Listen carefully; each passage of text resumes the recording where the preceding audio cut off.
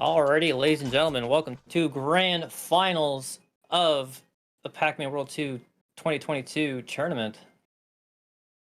I'm here with my pal Xander. Hey, how's it going? I see your name appearing twice on this screen there. Interesting thing going on. So you're in this finals race, aren't you? Yes, I am actually racing live as I commentate with you. Sounds like an some exciting clickety clacks in the background. Don't worry. Yeah, but this is the grand finals. It's actually a rematch from the winners finals, where Frogs beat Nacho by more or less 30 seconds, which honestly isn't even that big. This could honestly, I think any of these runs could go either way. So I'm excited to see how this goes. Yeah, I'm very curious how this is going to ending up.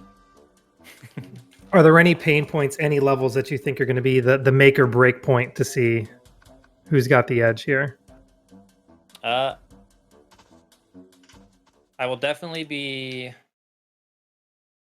let's see, Clyde and Whale. They're bosses, but yeah. Yeah, those bosses in this game, they are pretty crazy. So it's not going to be this first level that we see in and out in, 15, 16 seconds. Still neck and neck out the gate. I don't think it's anyone's race particularly yet, but these runners are on their way. It's a best 2 out of 3, and if Nacho does win 2 out of 3 here, there will be a bracket reset. If Frogs gets the best 2 out of 3, then Frogs will be your grand champion today. So sit tight and we'll just see how this all pans out as we head through the first world of this game. Oh, yeah.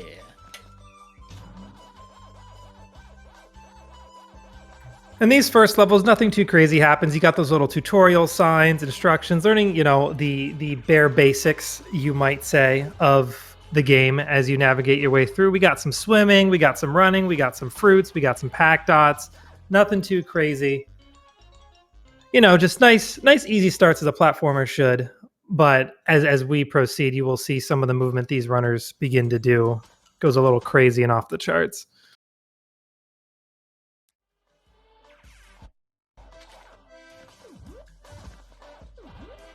And you'll notice anytime there is the space for it, the one of the primary methods of movement we got from these runners is rev rolling. You see the little bit of a charge up that you do before then setting off with a nice dash. What would you say is like the right distance to know, is it worth revving here or should I just walk this little bit of space? It's a good question.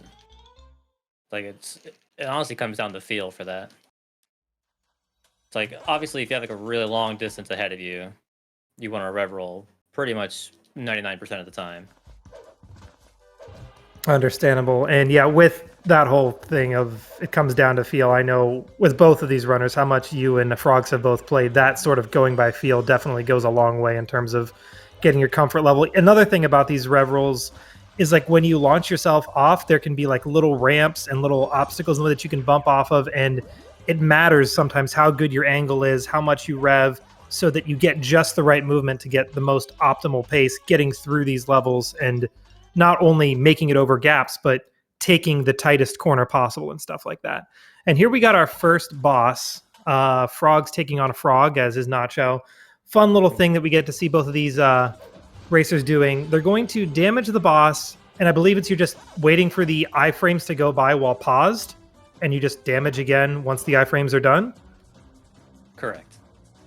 And in doing so, what we're doing is we're skipping so many phases of this fight. You're supposed to wait for the frog to jump around, spit out its tongue, walk on the bridge of the tongue, and then hit it.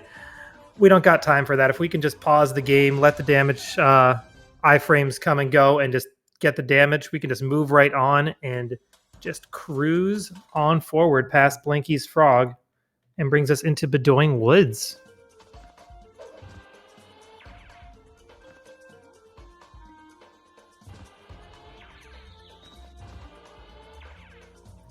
Honestly, not that much time between these two racers. So yeah, 3.5 minutes in and still nothing clear. Nacho falling off. Gonna give Frogs a little bit of a boost. Nothing insurmountable, I'm sure, but unfortunate to see nonetheless. Yeah, that was not a fun death there. I did not get a checkpoint anywhere between there either, so you have to go all the way back and wait for the camera to pan back around.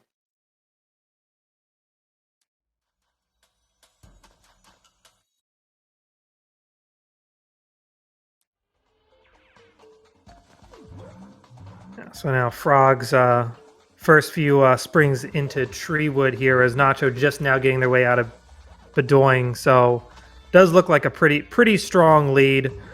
Honestly, a death in the other direction or just some tight movement could narrow this gap. There's plenty of time for the race to turn around, so I would not count Nacho out quite yet. Not until Whale. At the very least.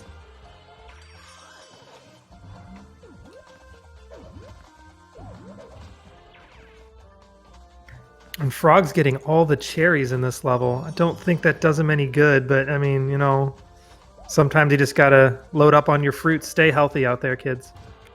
Gotta flex. Getting all the fruit while also doing 80%. It's actually not terribly hard to do. I imagine most of the cherries are on like the path most traveled for the 80% route. Yeah. All right, with this next goal, I'm going to try to see if I can calculate slightly where the what the distance between is. So about 519, 520. Frogs does finish this level out. Let's see how far back Nacho is from that.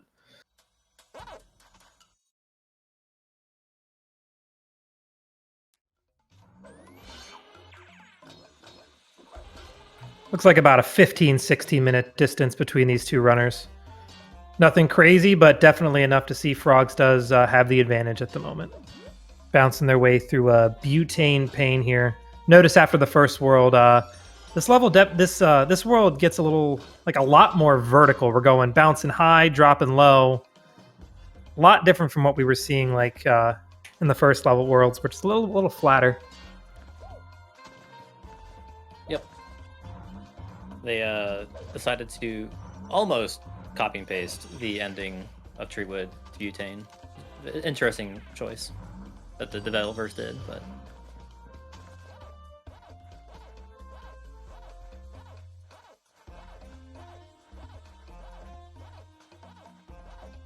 see a little backstory on the runners here. Frogs, I believe, has a 42x,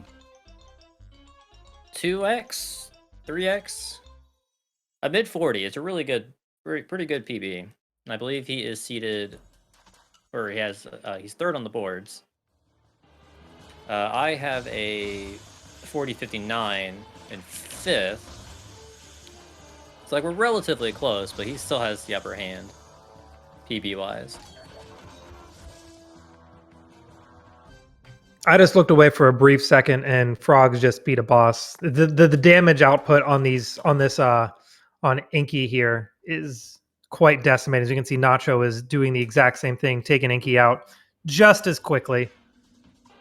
And now it's time to get icy.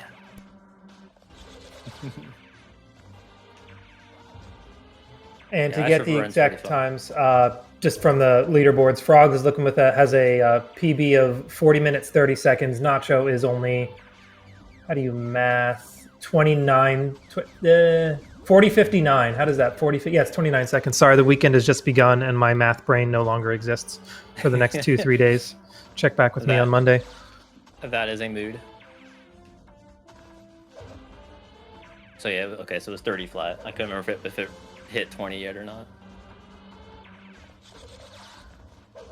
I will say though, you've been going pretty hard at this game more or less recently because your PB that you got there is relatively recent, right? Yeah, actually, I believe it was my first match, and it was against Ian. Oh, like part of this tournament? Yeah, it was actually part of the tourney. It was a tourney match, and I somehow got that 40. So it's very recent. So quite clearly, Nacho came into this tournament to play, and it shows, having made their way back into grand finals. Frogs' PB is apparently looking like from 2 years ago. So interesting to see the slightly different change in narrative there, although their skill does not seem to have dropped since then, just with how solid a time of 4:30 is. it's a little tricky to pick up more time beyond that. Yeah. It was quite surprising too during the first match that he did.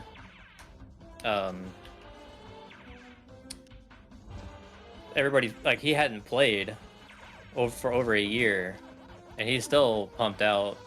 I believe it was it was either a low 41 or a high 40. I can't remember, but it was really solid. So what I'm hearing is that Frogs' Rusty is still top 10 material. Doesn't even need a D-Rust to be a threat in a tournament like this. Correct. It does help that the longer you do run this game, the more your muscle memory kicks in and sets in. So if you know what you're doing, you can just go and not have to worry.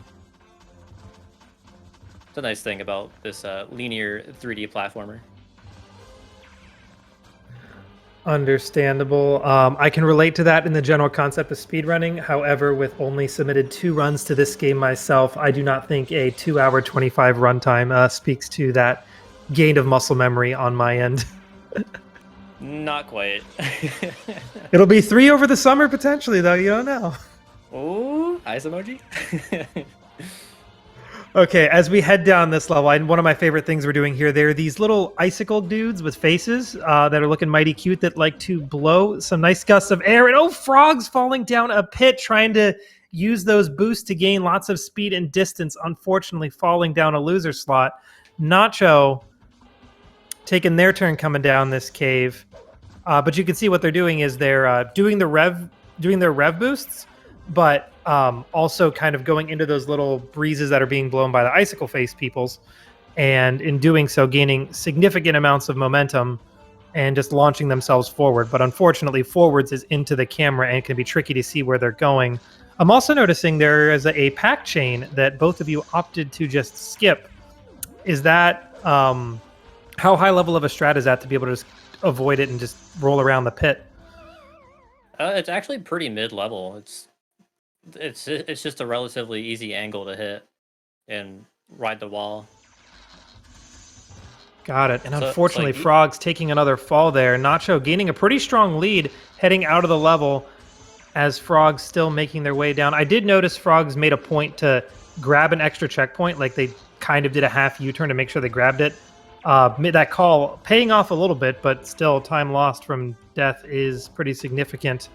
You can see still doing those little rev boosts off of the wind, and now grabbing into the last pack chain as Nacho now begins Blade Mountain. After being chased by a giant snowball, it's time to just sit back and go for a nice skate down a long hill here. Except as you notice, there are lots of icicles that are wanting to come down on Pac-Man's head, so gotta go fast and get out of there. So perhaps not as relaxing to play, but it definitely looks like it could be a nice breeze to imagine to watch, but yeah, experiencing it possibly a little different. As Frogs takes the first icicle directly hit right in the face. Ooh.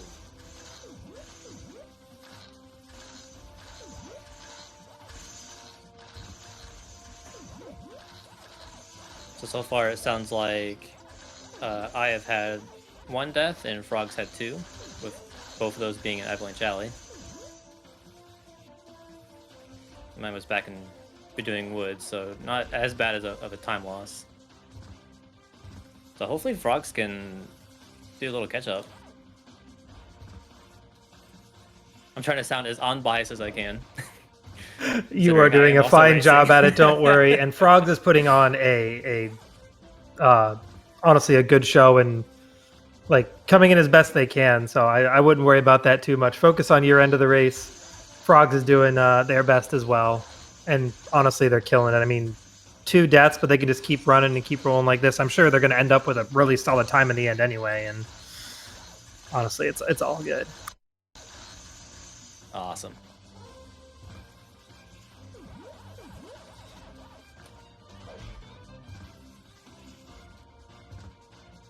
Coming out of this tunnel, I see you going down. There's like a really renowned token out of one big last jump here. Am I thinking of the right thing? Or is it like any fancy token that's like it's hard? Like if you miss it, it's really costly in certain runs or whatever. Nothing big for any percent. That one definitely is. Yeah, you're talking at the ramp at the end of Blade Mountain. Yeah, I feel like I remember saying it was like token 45 or something like that. I don't know.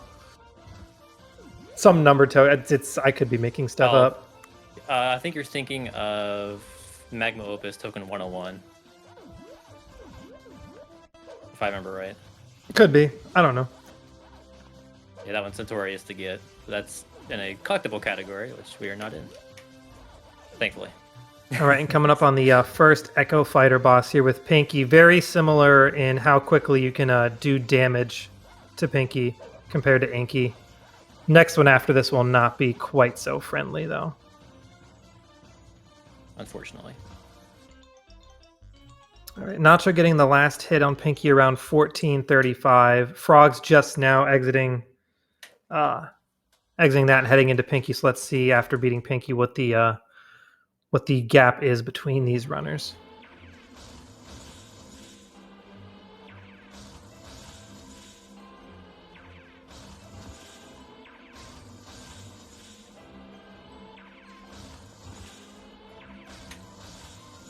I believe I said 14:35, so a little over 30 seconds apart between these runners. And like you said, it's not until we get to Whale that it really becomes really tricky to catch up. So between these lava worlds and then not so much the water levels, because they're, unless a death happens, but besides that, the water levels can be somewhat auto-scrolly. But I'd say between the lava worlds and the boss, honestly, the bosses tend to be the big deciders in these runs. So 30 seconds apart is still not insurmountable for Frogs.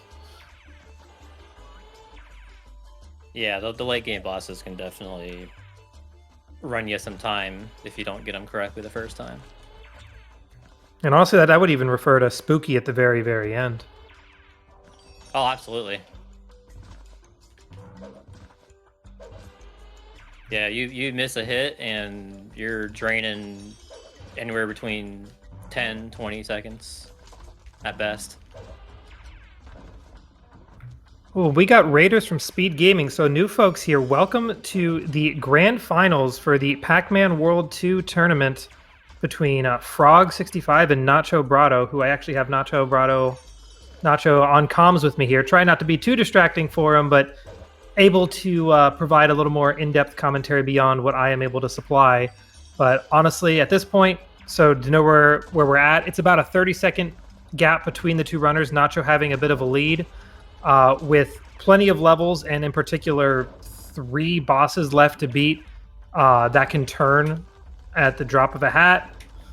So don't count Frogs out yet, but you are in for quite a show. And this is race 1 in a best first 2 out of 3.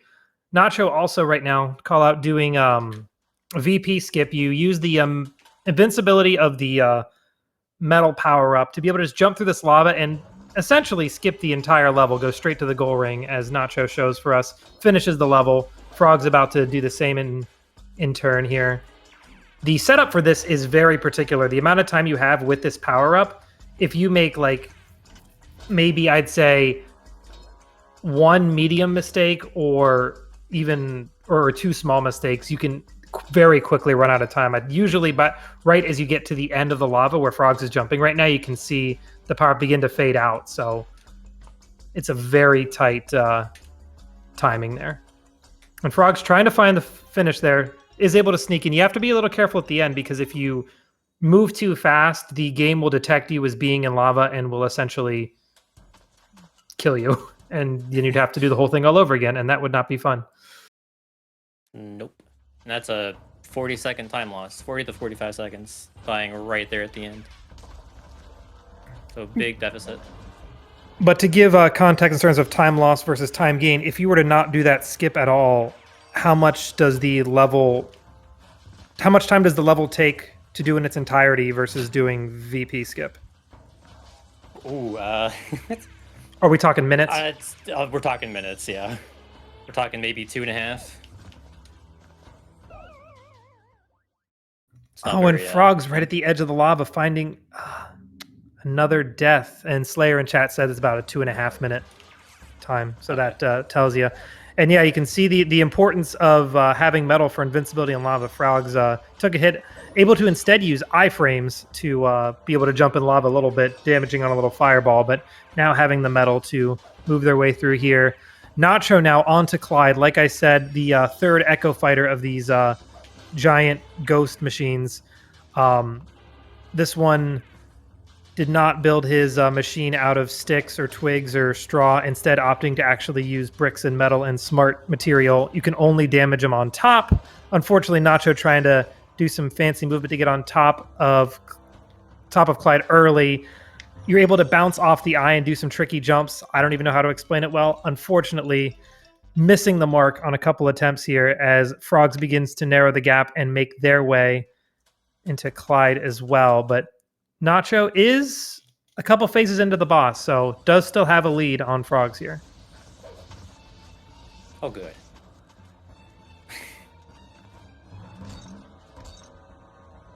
And the really tricky thing about this boss is the further phases you go into it, the hitbox on top of Clyde's machine becomes smaller and smaller. It becomes trickier to hit. Also, I noticed Frogs did a little pause buffer to help with their timing to get on top of Clyde to get some damage.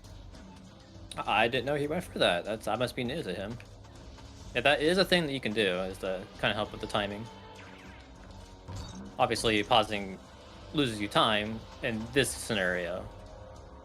So I bet he's probably doing it just for tourney safety. Frog's getting his last bounces, just trying to find that last hit. Can't find the mark on Clyde. Just hit him now. Okay. Decides to call it quits, gets back to the middle. Resets, going to have to wait for the next opportunity to get on top of Clyde for the last hit, as Nacho is now onto Waterworld. And there's the last hit for Frogs, getting out of Clyde, moving on, going in for a swim as well momentarily. So Nacho's still keeping the lead coming out of Clyde, which is pretty big, because Clyde, as you can see, is one of the trickier bosses that just getting that last hit can be troublesome. Getting on top in general, having to wait for phases because it's slow cycles. So at this point, I can't imagine, like, unless there's a death, the gap between Nacho and Frogs in these next couple levels will stay more or less the same. I don't know, how common would you say deaths are in Shark Attack or Scuba Duba? I'd say it's very minimal that you would see deaths, unless you're not paying attention to your health. That's the only way it's going to get you. So Which very unlikely. One thing to keep in mind that can make paying attention to health be a little vital is you might notice both of these racers might do a damage boost off of a mine, and then, like, while they're in iframes, hit another one. And essentially, I suppose the explosion from the second mine while they're in invincibility frames, instead of damaging them and knocking them down, instead boosts them forward. So that is correct. I think Frogs just went for one right there, got a really nice speed boost. So that's probably the one thing that can cause either of these runners to maybe go for one too many mine boosts and end up with not enough health and not regain it, and then just could be in a risky situation. Indeed, Slayer. The one of the big difference makers at this point that could widen or close the gap would be Whale, depending on if either of these runners gets the fast cycle and the other one doesn't. So yeah, we were saying, honestly, at this point, bosses are probably the biggest factor here. Although I would say even beyond Whale, I feel like the final three levels are a little tricky and are more prone to deaths than, say, like Scuba Duba and Shark Attack. That is true. Yeah. Like, for instance, night crawling is cycle dependent, so you still gotta play fast. Otherwise, you'll lose 7 seconds automatically at the very end. And then Ghost Bayou has pretty much the biggest skip in the game. And missing that does cost, I'd say, anywhere between 12 and 15 seconds. There's actually multiple skips as well that I'm not sure if Frogs will go for. I definitely will not be going for the big one that was recently found. But we can talk about that more once we get closer to that. All right, with Frogs entering the exit of Scuba Duba at around 23:30, we're looking like at maybe a 40-second gap more or less between these runners, so it's pretty significant in Nacho's favor. And we got folks from SpeedGaming 4 coming in as well. Welcome to the grand finals of the Pac-Man World 2 tournament. We've got Nacho both in the race and on comms with me. I am Xander Robotnik, while you're pretend Pac-Man World 2 knowledge connoisseur here, guiding your way through this race. If you're wondering where we're at, we're definitely well past the halfway mark of this race. Nacho having about a 30-40 second lead as we're in these water levels, which they aren't quite auto scrollers, as both runners are having to press this little dash swim boost button to keep going, and they're doing little mine boosts to get extra speed from time to time, as you see Frogs on the left there just got one.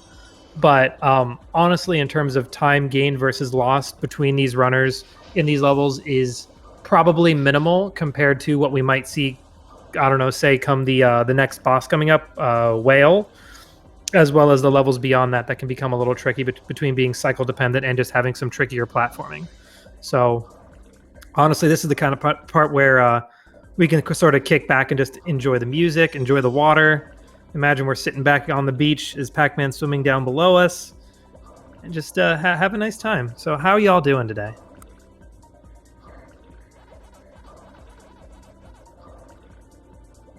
I don't know about you, but I'm pretty happy that it's the weekend finally. Oh, Fridays are fantastic. Indeed.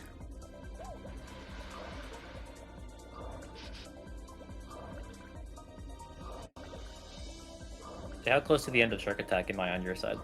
You just exited. Okay, I just want to point out that was a gold for me.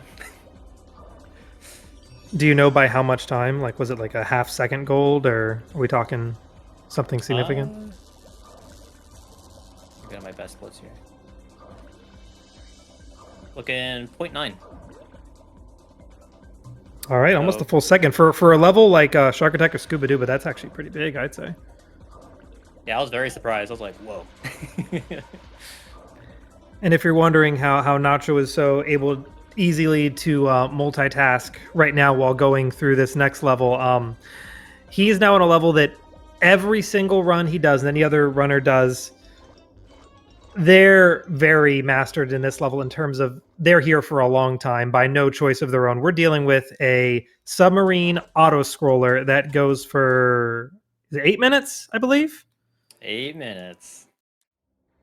And Frogs now entering it themselves as well. This is where we really get to sit tight and enjoy watching Pac-Man in a submarine, little ghosts in blue subs as well, lots of mines, some missiles we get to fire, and just the most intense water music you might ever hear. Dun da da da dun dun dun da da da da. And repeat. Fun fact: they used this music for the title screen of World 2 GBA. I don't know why. Fun fact: there is a World 2 GBA. I don't know if I knew that. Oh well, yeah. There you go. Now you know. And I think the longest level in that game is actually Bare Basics. It's like 10 minutes long or something. In a speedrun. Kind of silly. But it's so different from this game, obviously. They're a whole separate thing, so. Have you ever done a run of it? No, never touched it. Actually, that's a lie. I touched it once, and I don't know if it was the emulator I was using, but the audio quality was so bad I had to turn it off. I got a little nosy. It looks like there is a single run on on the leaderboards for Pac-Man World 2 on GBA. The world record is 59 minutes, 59 seconds, and it was achieved 4 months ago. So honestly, relatively recent. That's surprising. 4 months? It could have been. I mean, I don't know if. I'm trying to see if they've done multiple runs before. It looks like. It's just okay. Yeah. They just have. Yeah, they did.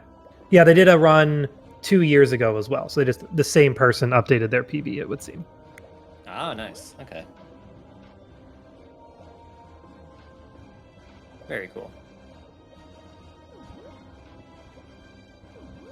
So I guess while we're in the midst of some high quality auto-scrolling action, I can explain a little bit about the next boss coming up, which is Mega Whale. So the premise of the boss has 4 propellers on the back of it, and your goal is to knock all of them off and sink the sub. The fast way we do that is for every propeller, it takes 9 hits, and what we can do is we have a setup to have 8 hits on every single propeller at the same time, and then one final fell swoop, we attempt to hit all of them at the same time. And it's a tight window, but if you do it correctly, you just knock all of them off at once, and it feels great. But if you do miss one, he'll zoom away, do like kind of a reset, and you'll have to do the 9 hits again. That's more or less Whale. It sounds easy, but the setup is actually kind of tight. And you'll see what I'm talking about once we get there. The other really interesting thing about it is like the way the movement of Whale on the screen is like dependent on cycles that are actually to an extent are kind of manipulatable in terms of you can time it so that if you want to practice Whale and have it be exactly the exact setup every single time you practice, you can time how long you sit on the overworld map before re-entering the boss every time you exit and try again. Just interesting how the cycles are fit that way that it makes for really good practicing opportunities on the boss fight. Yeah, shoutouts to Average Try for finding that out. Like just sitting on the world screen, and actually Whale still moves even when you're not in the level. It's mind-blowing. So yeah, so fun fact, the IL for Whale actually waits on the map screen for a very long time and gets a quick setup that way. It's pretty wild.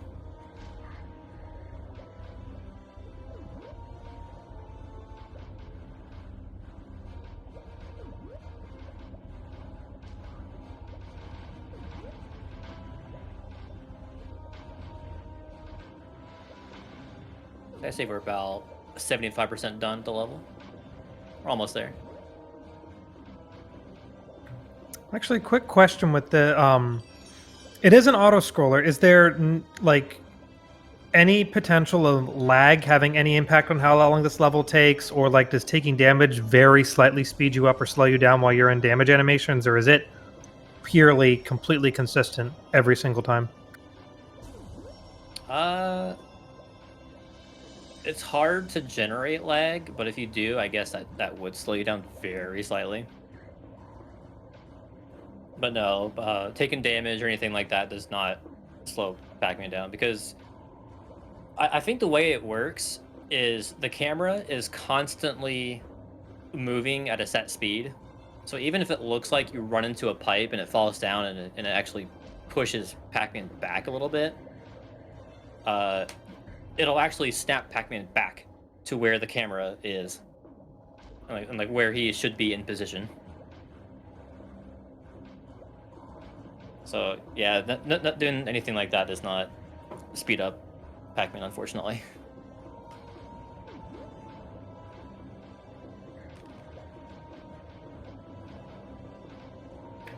And how much focus would you say it takes to get through this level in terms of like, could you successfully scroll Twitter while also doing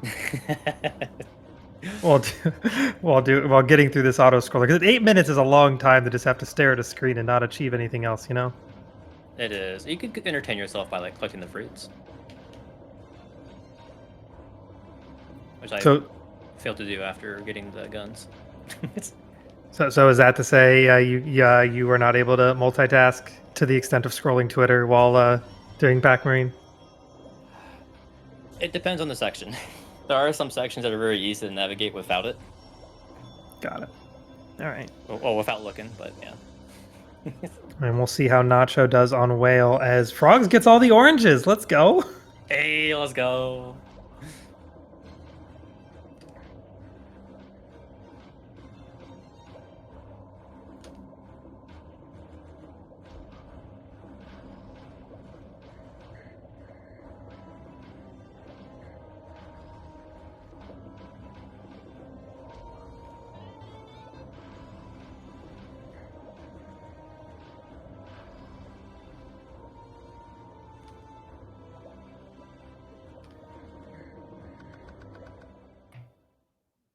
And Nacho getting out of Whale, getting that one cycle just as Frogs enters Whale right now. So you can just see it's very specific how many missiles you fire, what exactly your position has to be.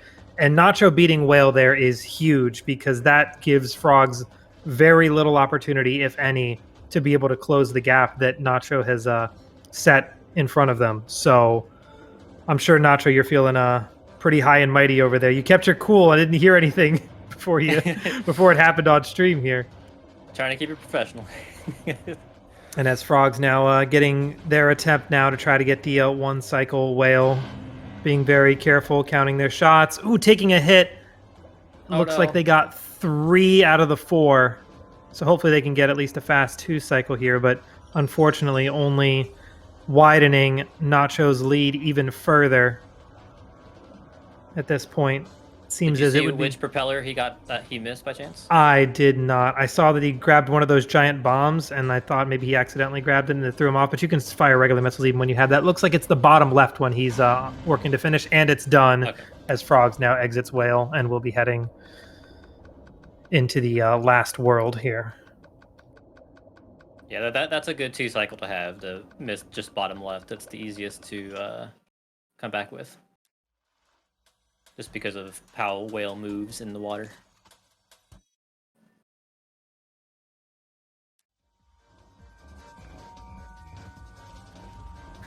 And now these runners are both in Haunted Boardwalk. I remember when I heard someone else describe kind of the way this level works. It's divided into 4 sections, and they kind of like layer the difficulty on as you go. So Frogs right now is in section 1, where it's just, you know, understanding, hey, I'm on roller skates and I'm doing platforming, I gotta go faster. The second section that Nacho's already been past is when the platforms start to be sinking. The platforming's not too intensive. You can make the jumps pretty cleanly, more or less. But Nacho now in section 3 is when a lot of the jumps become a lot tighter, but the pieces aren't falling. But now Nacho getting the checkpoint is on to section 4, where the difficulties and challenges of sections 2 and 3 sort of combine to be not only are the platforms sinking, but also we're going to expect you to do tight jumps at the same time. So, and I will say the last section is very difficult in collectible categories, just because of the falling platforms. Yeah, that plus a difficult platform, I can see how that can definitely combine to be really tricky. I remember when the last time I tried this level, there was like one particular platform, might have been that last pillar Nacho just hopped off of there, but it's one of those like individual pillars instead of like a normal bridge piece that it just sneaks up on me and I mistime the jump. I get a ledge grab, and honestly, sometimes a ledge grab can be a death sentence in that last section because the time it takes to climb back up. The platform you're on is already halfway sinking. You don't have any momentum to make the jump. Nacho makes it look easy though. Gets on out of there as Frogs now clearing through the section 3 with the tricky platforming now. Not looking like they've gotten too many troubles as they work their way through. Yeah, I will say some advice to new runners. If you have trouble with that particular pillar that Sandra was talking about, always aim towards the left, because that pillar in the 4th section will always fall in the same direction, which is to the left. So if you do happen to ledge grab it, make sure you're on the left, and that'll actually allow you to climb back up it.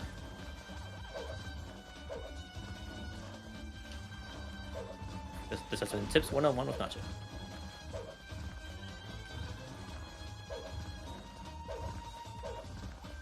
And I see you're actually grabbing some fruits in this level, which from what I recall, this is the only level that grabbing fruits for finishing the level purposes is 100% intentional and required. And that's because there are those chests that only unlock if you've collected certain fruits. And upon opening them, they reveal the bedoings, I believe. And that's how you're getting around through part of this level. That is correct. So like that one you just opened there, only opened because you collected it. Would you need 1 cherry and 1 strawberry? 1 apple and 1 cherry. Ah, I picked the wrong red fruit. It's okay. There's 3 of them. 4? 3. That's okay. My favorite fruit in Pac-Man is the pretzel, and my second favorite would be the bell.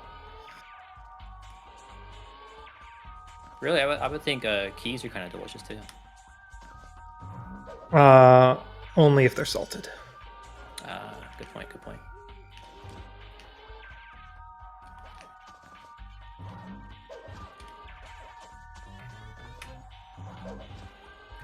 Coming up on the end here is Nacho, going to be heading into Ghost Bayou, which is it's the longest level in the game by a wide margin, I believe, if done properly.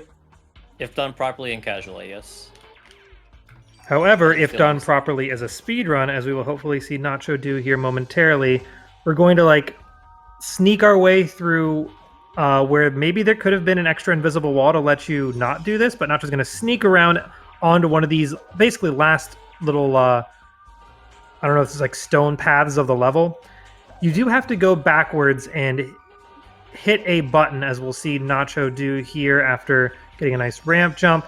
You'll see it creates that pack chain there. You do not need to grab that, but the final pack chain of the level does not spawn without having hit that button first. So we do have to go backwards to go forwards.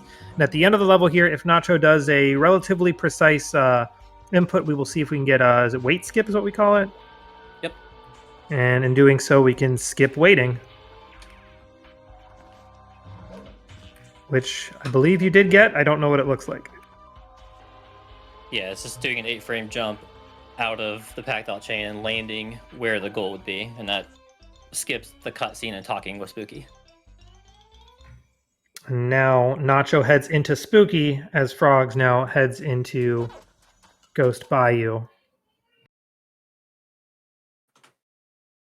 And we were mentioning even Spooky can be a little bit tricky in terms of like you have to be really precise with the timing to get the hits. If you do not get the hit fast enough on Spooky, he will dash away and cause you trouble. But after every cycle or phase of the boss, you can see Nacho's intentionally just running off the edge of the map to basically reset Spooky's position and get another set of fast hits.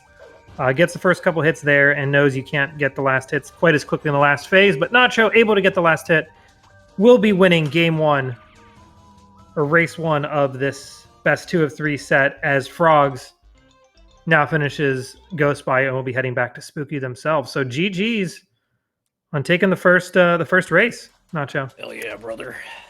Thank you.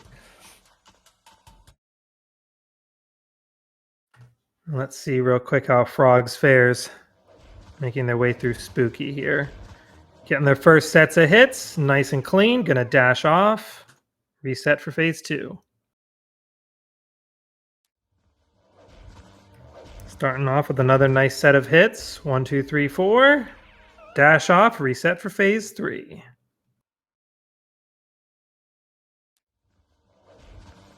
Some more nice quick hits. 1, 2. You got to let Spooky run away, catch up, and ooh, takes a hit there. Taking another hit, but does get Spooky back in return and lands that final hit. Frogs finishing 1 minute and 1 second after Nacho. So honestly, not that much. Like I would say it's definitely anyone's game still going into race 2 here. That minute like amounts to what, probably two extra deaths that Frogs did that Nacho didn't. Unfortunately Frogs' deaths seem to be a little more costly than Nacho's were, just based on where they happen to be. Yep. I'm just setting up the rim.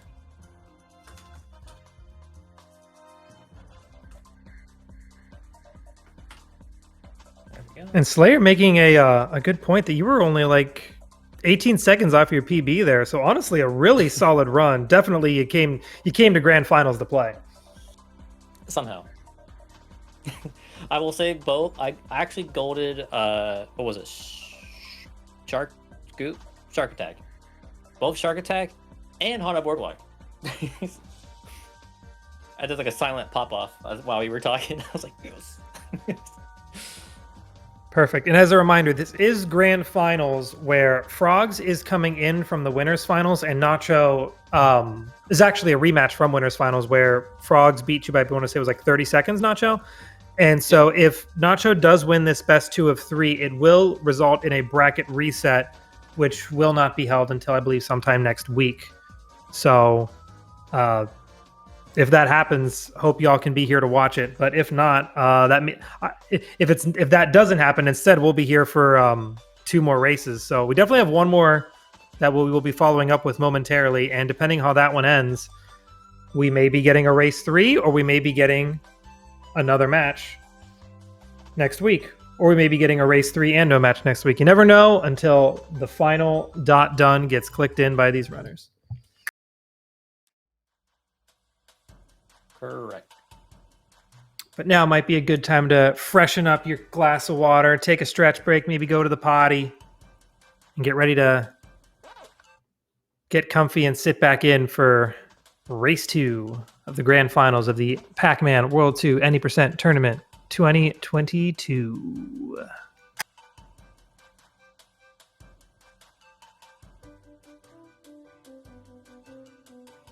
There you go. Are you able to open up the or update the layout? Or should I do that? I don't know how. Okay, I'll do that.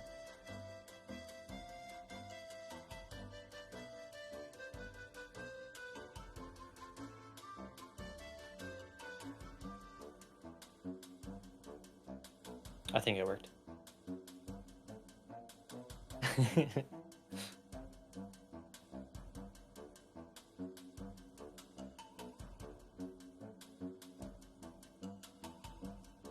Alright, well, let me reset my console.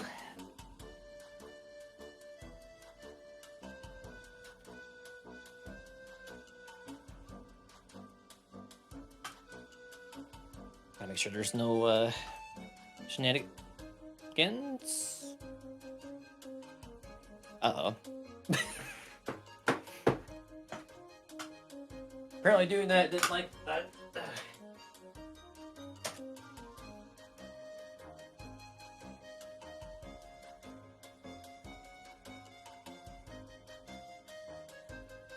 There he goes. You'll see what I'm talking about in a second.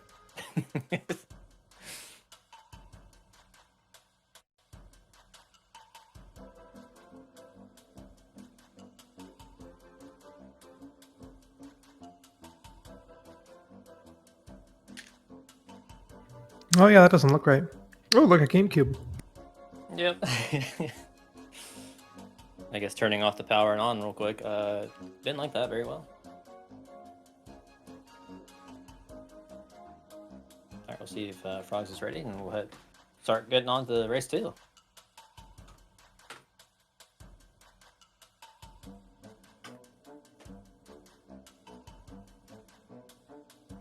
Was it a requirement for all runners in this tournament to play on the GameCube version? It is not required. The only requirement we have is that for emulator purposes, you're only allowed to do GameCube. But you could do console, PS2, or Xbox if you so wish. Do any consoles have any particular advantage or disadvantage over the others? That is a conversation that could last several hours. This game is very picky when it comes to differences. I don't even know where to begin, to be honest with you. There's so many little minor differences here and there between all versions. It's interesting you mentioned that, because I'm less familiar with that being a thing in terms of variations from different console versions. I have heard mention of like the US versus the Japan version having significant differences, such as bosses having different health and levels being longer or shorter, to the point that they had the two versions of the game are also different categories on the leaderboards. Correct. Yeah. There's 2 levels that are cut short. All the bosses have at least half health. So it was deemed different enough to warrant a leaderboard split. And we are off in race 2. I noticed Frogs had to do some extra menuing when hitting start game. I don't know if they had to make some additional selections, but it does give Nacho a minor lead out the gate here in these first few levels. But as we've seen, as Frogs had the first clear lead before, nothing insurmountable when we're talking about being less than a minute into the race so far. Yeah, I believe that is due to him being an emulator, and he has a quote-unquote memory card slotted in. That which forces the extra menuing.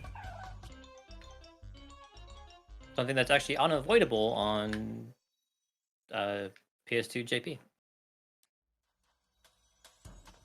For some reason.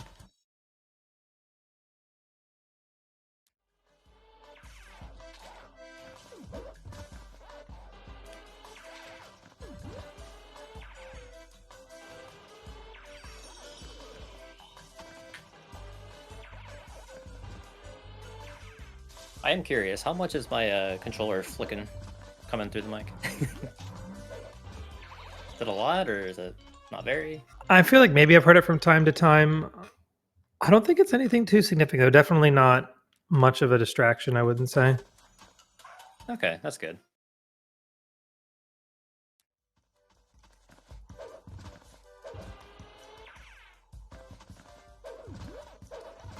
And as mentioned during our first time around, nothing too crazy in these first levels. Definitely a intro world as you're learning your way through. I know some of the rev rolls and jumps that these runners do can be very precise, but in the moment it can be hard to tell. Like, honestly, it looks like it's pretty straightforward, and I feel like I'm not doing it justice as I say that, because from the little bit I've tried this game and from what I've seen when people practice, there are so many minor intricacies that can lead to significant optimizations that you wouldn't realize by just watching a runner. You would need to like watch individual steps of like learning the run to realize, oh, you need to make sure to be, facing this much far to the right so that you bounce off this rock at this angle so that you go high enough to make it across the gap with enough momentum to then bridge the next gap or whatever.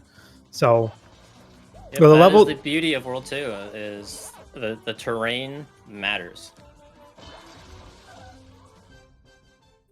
And I didn't see the specifics of what happened there, but it would seem that coming out of that first boss, Frogs did gain a little bit on Nacho there. So perhaps a little bit of movement in the earlier levels, or maybe Frogs had a little more luck getting their hits in. But either way, very much a neck-and-neck run heading into Tree World here, which is a little bit different from Sea World.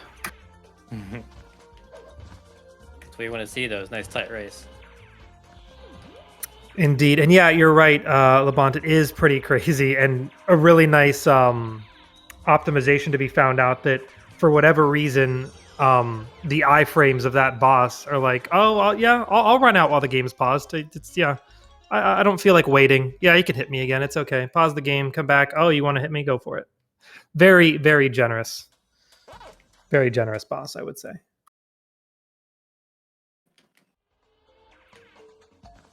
Yeah, we're very lucky to have that in there. So it's a very nice tool to make Blinky go much faster than otherwise you normally would.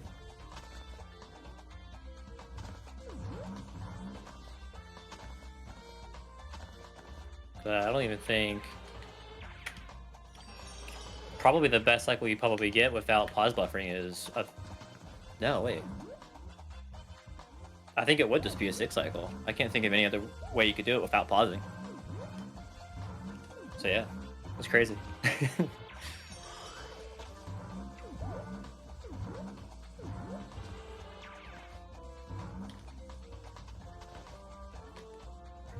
We could see members of the chat getting down to the music in this game. What would you say is your favorite soundtrack to listen to when getting to run through this game? Ooh. Let's see. The tree levels definitely have some good bops to them. Probably in that particular world, probably between Treewood and Butane. Maybe Treewood. I think Treewood tops it.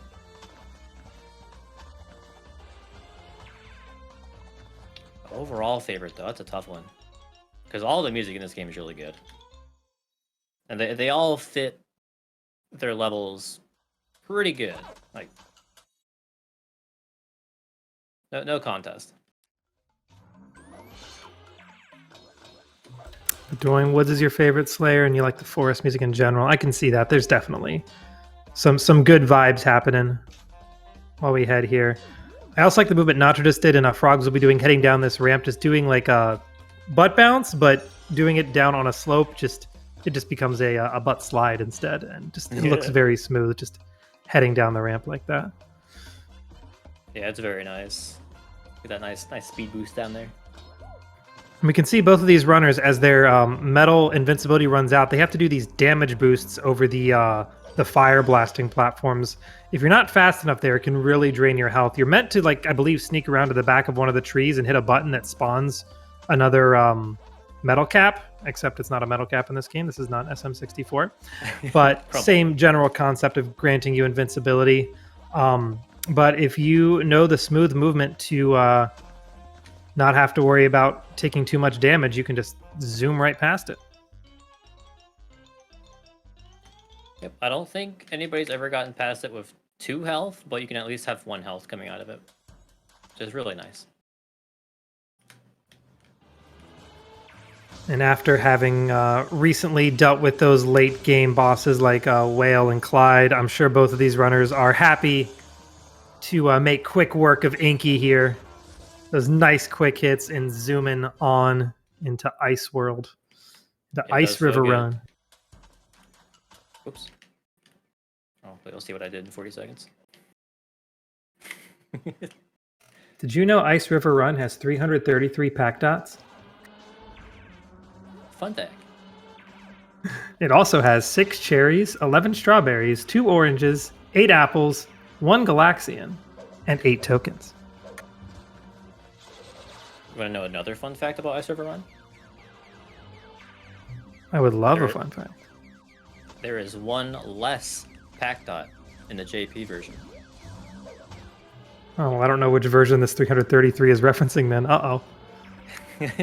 It's the main version, this one. Okay. Yeah, for some reason, the JP version has 332. It's so bizarre. Okay. Yeah, I'm trusting pacman.fandom.com/wiki/pac-man_world_2 #levels for this information, if you're curious where my source is. That's a URL. Oops.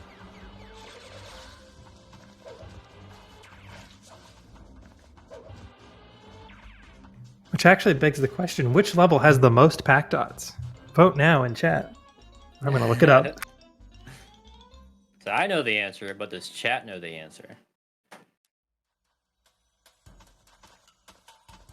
And I kind of have chat on like my back monitor, so next time I look, I'll see.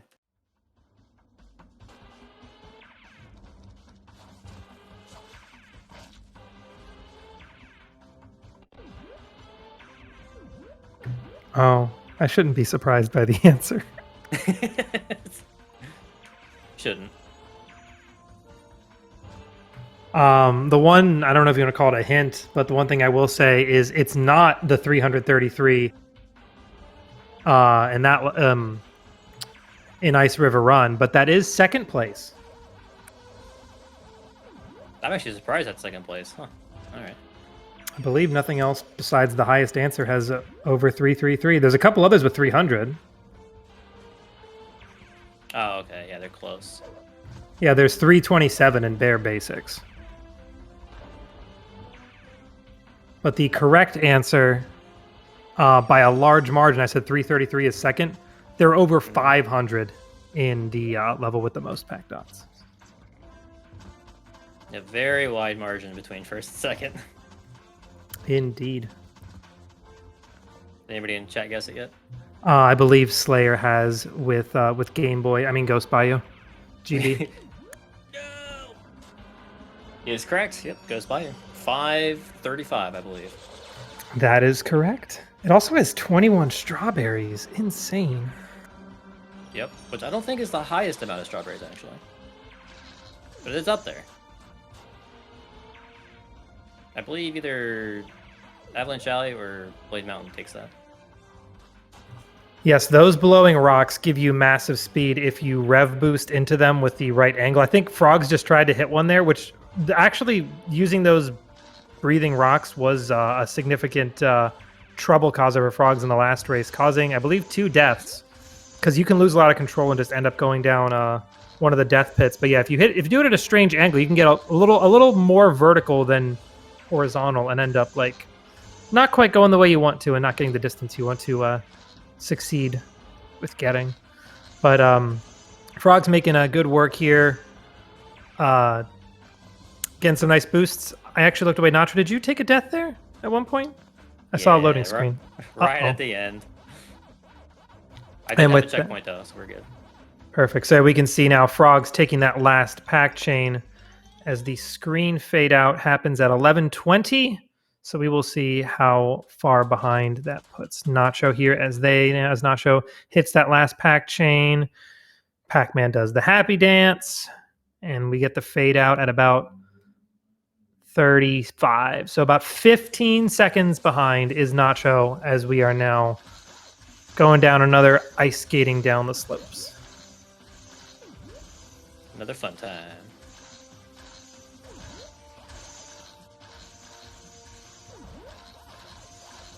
And I was trying to look into most cherries. I think I saw the level had 23 now. Hang on.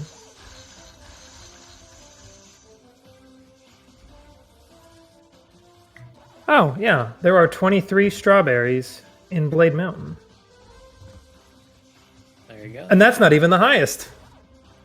Oh. Avalanche Alley has 33 strawberries. Oh, yeah. It's a lie. Imagine eating 33 strawberries all on your own. It's a lot of strawberries. Refilling. So I don't believe we actually explained the mechanics of Blade Mountain during the first game. We did not. By all means, go for it. So the way to go fast is, as you see, when Pac-Man holds his hands behind his back there, that's going straight forward, and you actually gain speed by doing that. The problem is this level is very windy and turny, and has ramps, so it's kind of hard to keep going straight at all times. But that is the premise, and you can actually hold very slight angles and still keep that speed while also turning. So that's optimal is what you want to do. While also not like falling into the water and hitting boxes.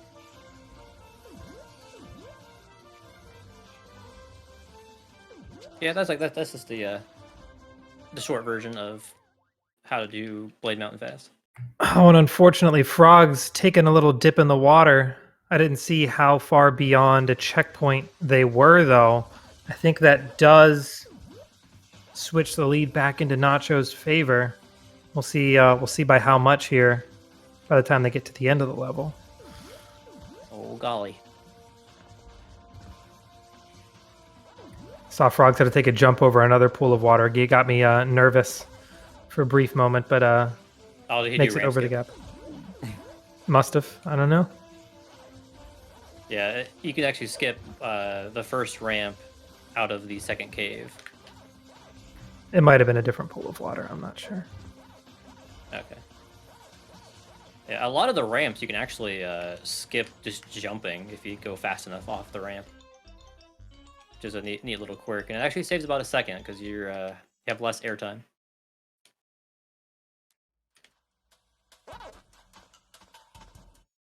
All right, and on to the other nice bosses. Nacho does a little happy dance, finishing Pinky as Frogs makes their way into the boss here. So screen goes to black at about 14:47 for Nacho. As Frogs goes on to, is it the last phase or they still got one more? Nope, they're done. All right, let's see where that puts Frogs. Yeah. I'd say it's like a little somewhere between 15 to 20 seconds behind, and actually this is at the point where the run really starts to get intensive. No more Mr. Nice Boss, Miss Nice Boss, whichever. It's gonna heat up quite literally as we head into the volcano, in fact.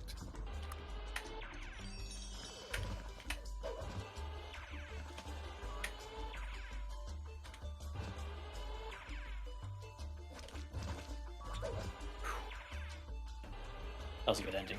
You'll see. Frogs might do something similar too.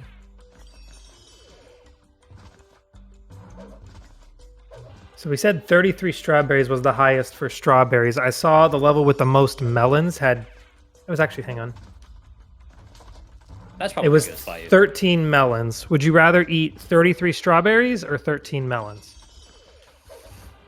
Well, melons are significantly bigger in real life, right? Yes. I thought because it was a decent amount less, it could be more tolerable, but I don't know. 13 melons does sound pretty hefty. Yeah. I could probably barely eat one myself.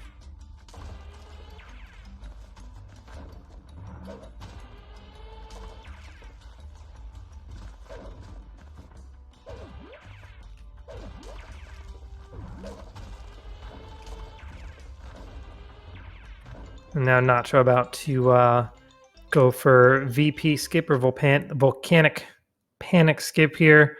As mentioned the first time around, the movement expected of you to get this is really pretty tricky. You have to know exactly where to set yourself up to bounce in the right ways. This is one of those places that knowing the best angles to do your rev boosts is very, very important. So you bounce across the gaps and just get to this section where Frogs is as fast as possible to clip down into the lava and then start doing these hops. And even the timing of your jumps in this lava is pretty important. If you jump too slow, you might not get these jumps. Instead, you could be like, it'd be like falling in quicksand, and then essentially you don't get the movement. And you see Nacho have already finished level. Frogs, just as they get to the end, the metal power-up just runs out. So you really can't screw up on your movement there, or you will die and have to do the entire trick again. Yep, and like so the first time, it's about 40 seconds of time loss if you die right at the end due to the lava.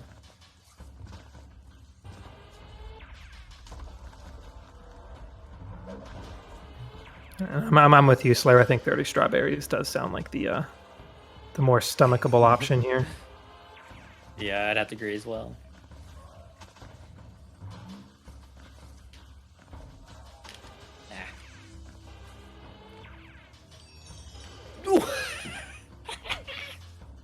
Well, that'll be fun in about 40 seconds.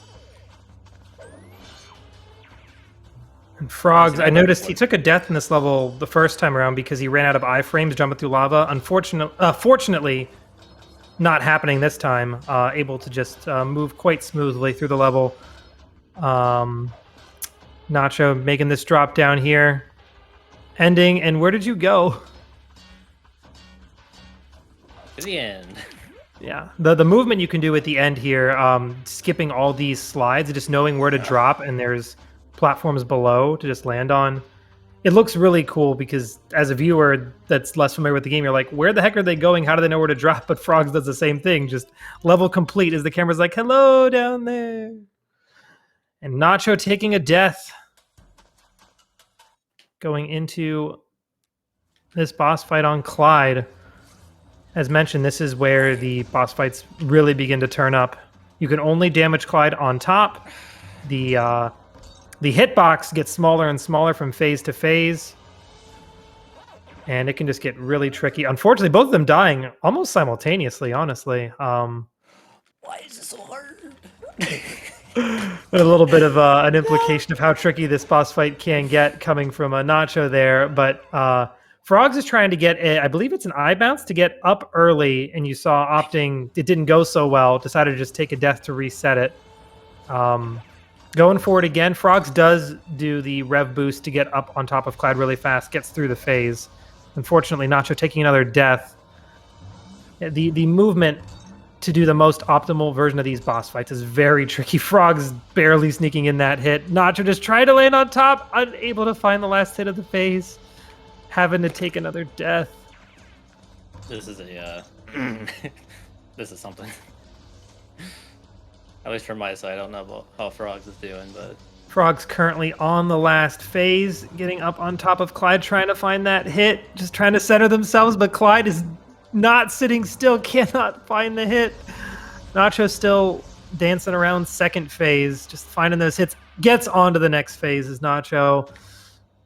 Frogs not quite landing that last hit yet, sets it up. hits him, bounces a few more times, chasing him down, bouncing. Like 10 bounces, finally Frogs gets the last hit on Clyde. Oh boy, this boss came to play in race 2. This I will boss say, is something. I'm not sure between the two of you who's going to win this race, but I think overall the winner of this race might be Clyde. Yes. Big agree. All right, and Frogs now in SeaWorld as Nacho, still trying to find these last few hits. Gets into the last phase.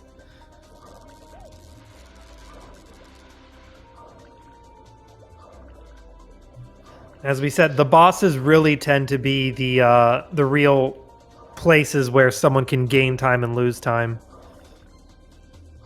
Because it definitely was Whale that like widened the gap significantly in Nacho's favor last time, and this time we can just see Frogs being behind going into Clyde now takes a pretty commanding lead heading into Scoobity Doobity Ba. Or as the German version calls it, blub blub blub.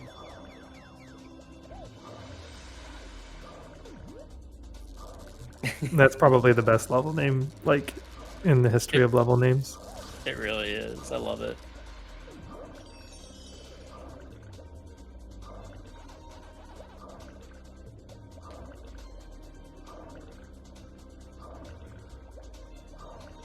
Yeah, if anybody has ever played the PAL version and have experienced the other languages, some of the level names have some pretty good puns in them.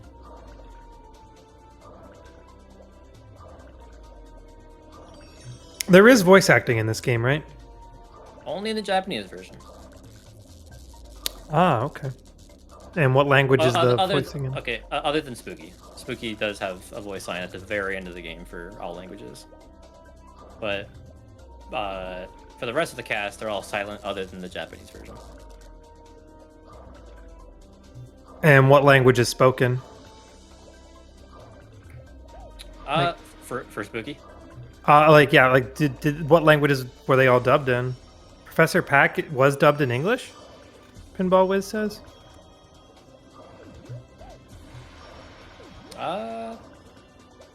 I believe Spooky does have a translated line for every language. If memory serves me right. Oh, that's pretty cool. I think. I might have to... Oh, actually, does he? Maybe not. No. It's all English, but there's subtitles. That's right. Other than Japanese. Japanese okay. is actually Japanese. Now I'm remembering.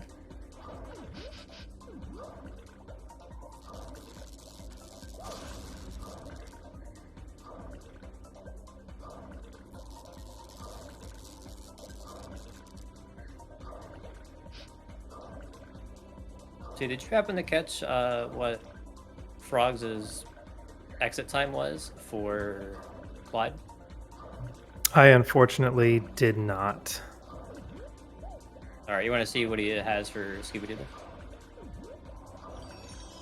I believe he's past that. Really? Yeah, I believe he's in Shark Attack right now. Oh yeah, like, you're in Shark Attack right now. You just finished Scuba Dooba. That's right. All right, well, let me know what he has for Shark Attack.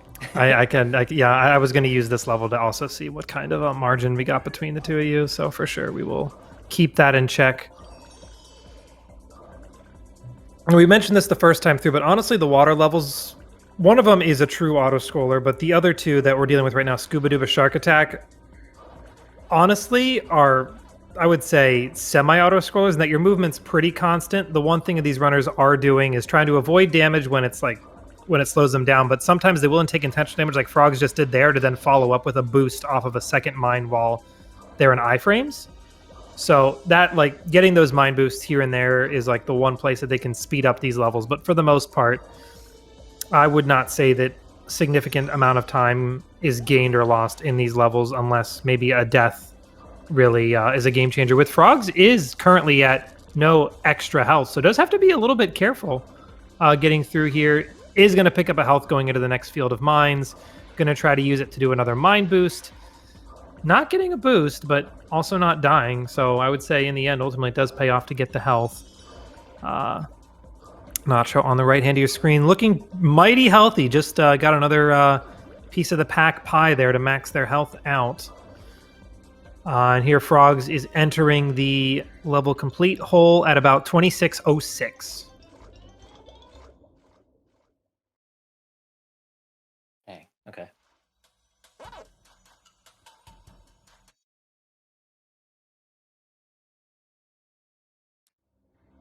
And now Frogs enters that world famous 8-minute auto scroller that is Yellow Pack Marine.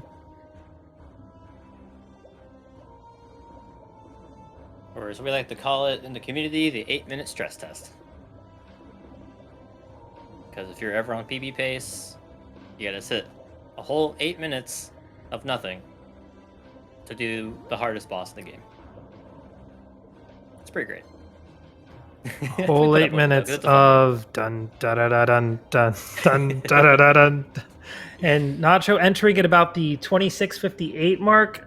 What is that? About a 52 seconds, just a little under a minute behind. So Frogs having quite the time advantage here, going into the 8-minute stress test we have here, and then into Whale, which.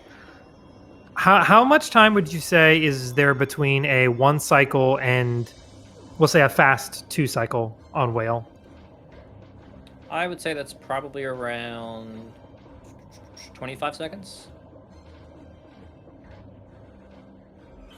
Yeah, Pinball's saying about a 30-second gap as well. So honestly, Frog's pretty comfortable to the point that Frog's having a relatively solid 2 cycle compared to Nacho having a 1 cycle, like best case scenario for Nacho, would not even be enough for Nacho to take the lead back. So Frog's honestly in a pretty solid lead here. Definitely not insurmountable. It's never GG's until Spooky gets the last kick to the tail fin, spooky floaty ghost piece. I don't know where you hit him. I understand the sentiment though.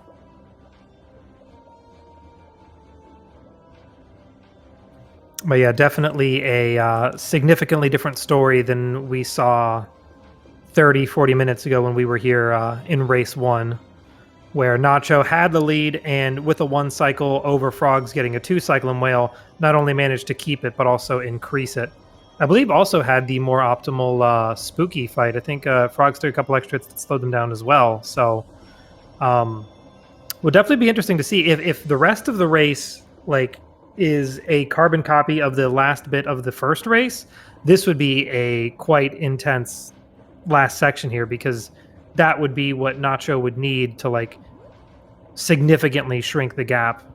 But that just means that right now the ball is in Frog's court to maintain the lead. And if they can keep it solid through Whale, through the last levels, through Spooky, it's honestly Frogs' race to lose at this point. But unfortunately, it's not a freebie getting through the rest of the game, so Frogs does need to come to play. Yeah, Whale will be a good determining factor on if he maintains that or not.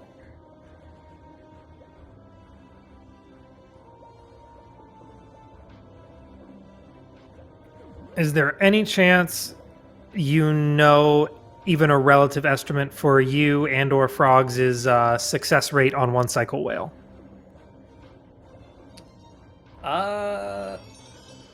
Mine's pretty decent. Like, I would say I can get 1 cycle probably 65% of the time.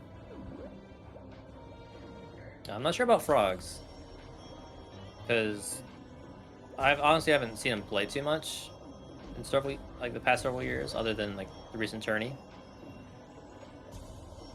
But in the races you watched of his, do you know, had he gotten 1 cycle ever in the tournament? I'm trying to think. I think he did versus me in winners finals. don't remember against versus Ian, I think.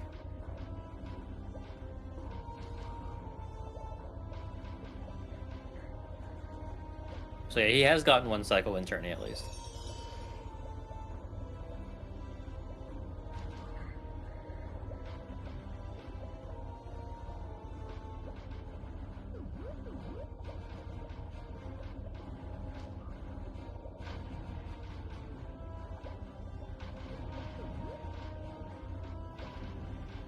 Just a whole bunch of this. Are you at 4 minutes yet on your end? Are you halfway there? On my end, yeah, we're over halfway. Nice. I somehow missed the PP guns. It just slid right past me, so I don't have them. Because otherwise, that's your indication that we're halfway through.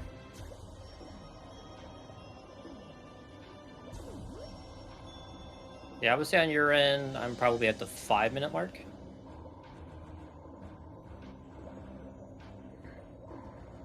All right, so that means Frogs probably has what, maybe like 2 minutes or so left before we get into that intense whale fight. Fighting off some of these red ghosted submarines. I remember the first time I saw these guys floating on the screen, my first thought was they look like a bunch of Knuckles from Sonic driving little submarines, like from the back. That's what I thought they all looked like. So that's my headcanon, is that Knuckles cloned himself and hopped into a bunch of submarines because he was told the Master Emerald was down here somewhere. I actually forgot about that. That's pretty funny. I can see the resemblance, though. It's just he's got a nice, like from the back, it's just honestly the round top of his head. I guess you don't really see the locks or whatever so much on because the ghosts don't have that, but it's the right shade and like the round top. Yeah. No, I can definitely see it.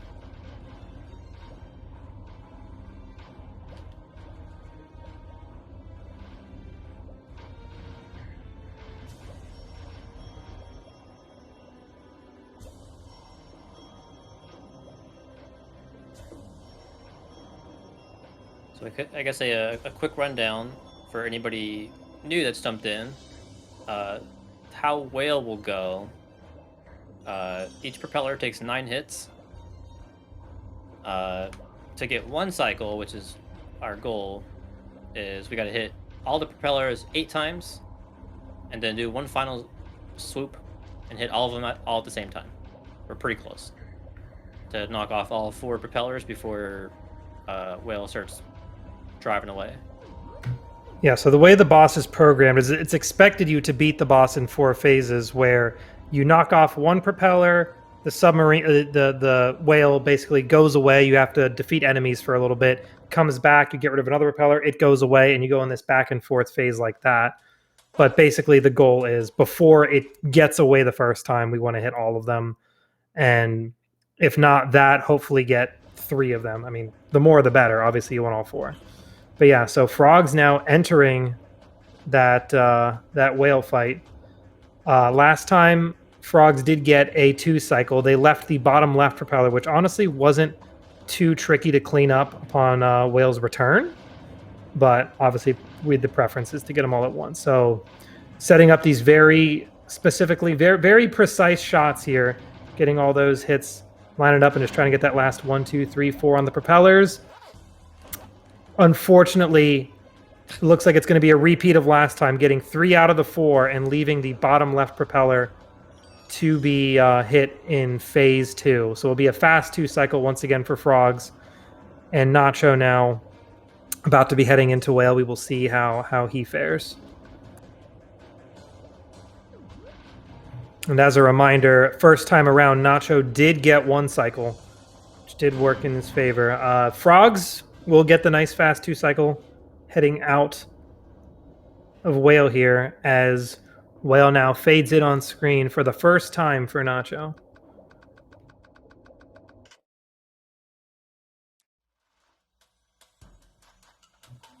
And getting those shots off, lining it up. It's going to get 3 out of 4 propellers, but slightly different from Frogs. Leaves the top left one. Yeah, wasn't good. Yeah, top left is probably significantly more annoying just because of the position of Whale and like the pattern that he does when he has that propeller left. Yeah, so we'll get to see what Nacho has to deal with essentially getting this last propeller. Frogs didn't have too much trouble. But yeah, it seems like a lot of times the top propellers are the ones that like just stay off screen longer essentially. But Nacho cleans it up, gets a pretty decent 2-phase or a 2-cycle. I wouldn't say that the gap between these runners changed too significantly based on that. But it looks like we got some Frogs fans representing in the chat here. Coming in just in time for race 2. Race 2 is like a back end here. Nacho did take race 1, and this is a best 2 out of 3 for the grand finals. So if Frogs does maintain this lead, we will be going into a race 3, wherein if Frogs wins, he will be your grand champion of the Pac-Man World 2 80% Tournament 2022. But if Nacho does come back and run back the race 1 and takes the win, we will be having a bracket reset, which will set up a rematch, I believe, sometime next week. So if you want more Pac-Man World 2 race content, y'all should be rooting for Nacho. Just going to put that out there. Well, I guess technically you should root for Frogs first, so we get a 3rd race today, then root for Nacho for race 3. How's that? There you go. Try to keep it unbiased, right? Completely. Well, right now I'm just trying to balance out. We've got Frogs fans in the chat, so I got to show some Nacho support. Appreciate it. Yeah, both of these runners heading through a haunted boardwalk here. Definitely an interesting level in terms of how precise the platforming can get, especially in the last section when you've got falling platforms, really tight jumps. Any jump that comes up a little short, you might ledge grab and the platform might sink too much and you don't have momentum to make it. So you really need to be alert and know what's coming up ahead of you, or else one wrong jump could very well be your last.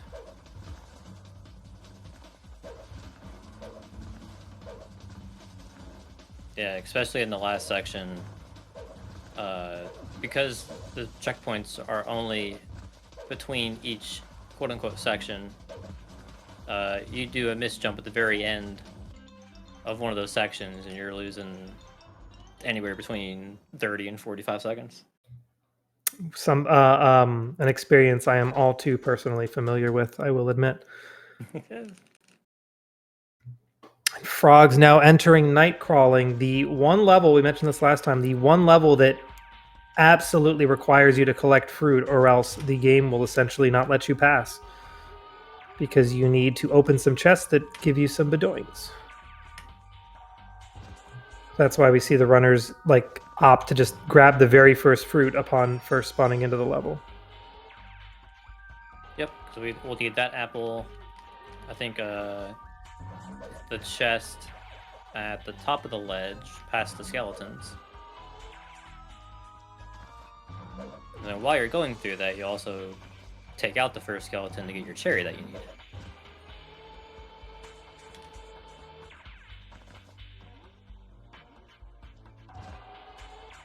Yeah, there are 2 apples.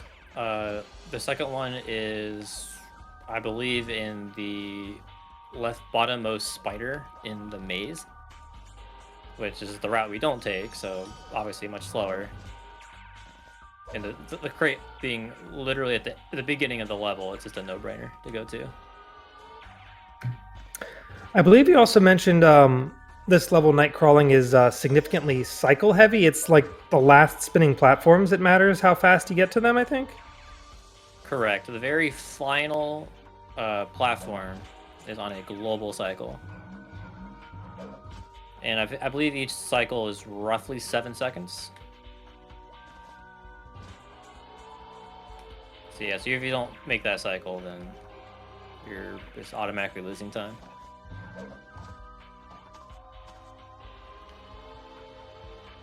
Oh, and if you're curious how fast this game can be beaten, by the way, folks, World record finished over a minute ago already. It's pretty crazy. Shout out to McKid. He really grinded 90% and took the record down significantly. It's actually a sight to behold.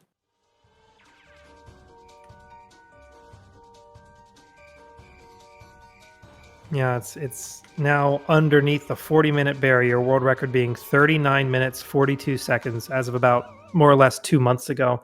Oh, and I looked away. I heard a death on Frogs, and looks like they might have missed the setup for the shortcut at the beginning here or something. Hey, I'll take it. But yeah, just resets them to the beginning of Ghost Bayou here, where you're going to see they're going to set up to do a little rev boost to kind of sneak around where there aren't invisible walls, and it essentially lets you to break into the very end of the level. Technically, as soon as we do that skip, we will have to go through the level a little bit backwards. Reason being, there is a button we need to press. I am not sure where Frogs is right now. They look trapped. Oh, they went. What did they do? They didn't take the pack chain. Is he in the middle? I guess he was. He did something I have not seen before. That it's like Ghost Bayou skip. Yep, that is a clip that was found, I think, late last year, and was optimized recently. It's really jank on how to perform it. And it's very, unless you have a good setup and good visual cue for it, it's actually kind of difficult to get to. Well, Frogs manages to get it and is on to now phase 3 of the spooky fight, as Nacho now gets wait skip, I believe, to skip some chatty chats with Spooky, and we'll be on to the spooky fight himself.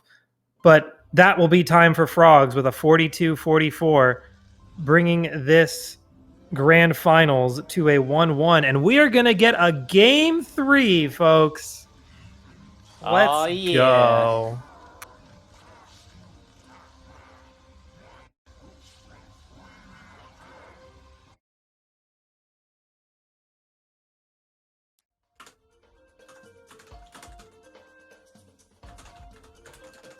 All right, let's watch Nacho as they finish up going into these last few hits on Spooky.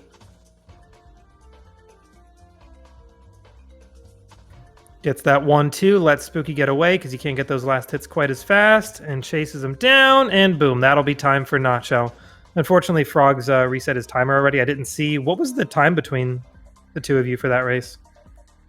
Race time says 42-46 for Frogs. And for some reason, mine says 43-31, but my splits say 29. Well, a little lag there, but... Is that like 40-ish seconds? Like I said, it's Friday. 45 seconds. Got it. Do you remember how much time was between the two of you the first race? Minute. Got it. So, yeah. So that's now 3 races the two of you have done against each other in the tournament. The first one you were apart by 30 seconds. This one, what, 40-ish, and then the other one around a minute. So no more than a minute between these two runners across all their races they've done in the tournament. These two are in your grand finals for a reason, people. They are keeping these runs close. They are getting solid times. This is quite the grand finals to behold.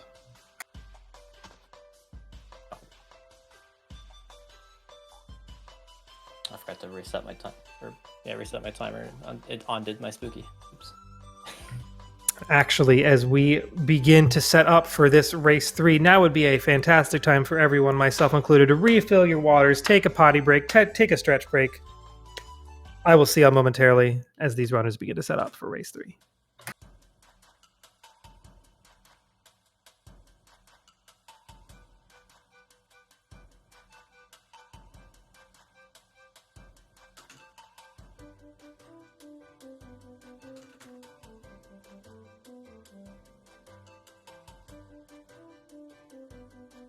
Yeah, it's getting pretty intense, folks.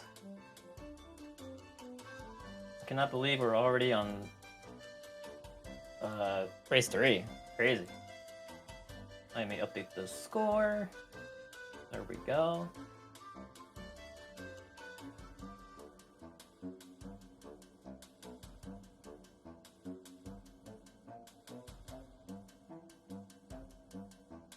trying to do many things at the same time, so apologies.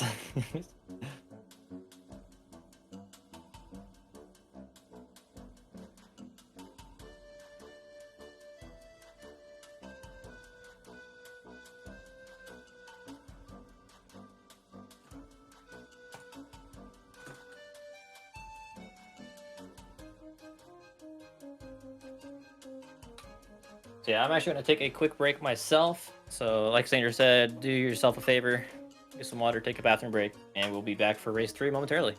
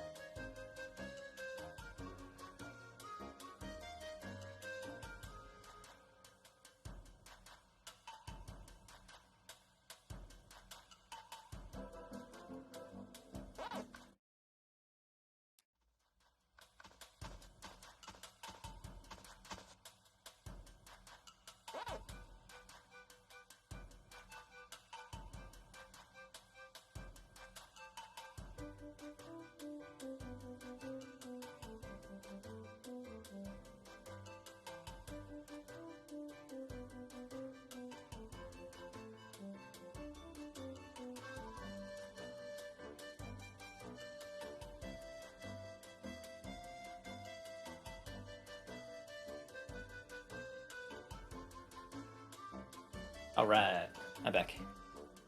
I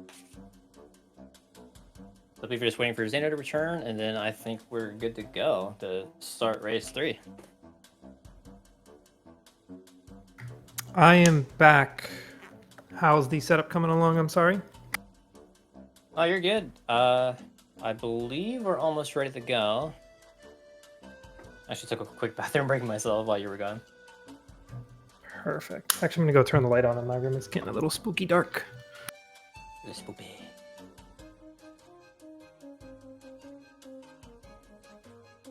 Yeah, as we're starting this race 3, just to let you guys know, Frogs is currently on the winner's side. So if he wins this next race, he is the champ. But if I take it, then that will be a bracket reset. And we will be having the bracket reset grand finals sometime next week. We have not determined what that date will be yet.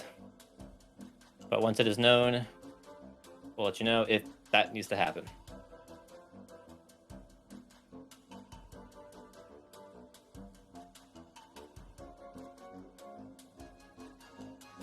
I believe whenever Xander's back, I think we can get going. I'm all set. All right. Up to y'all.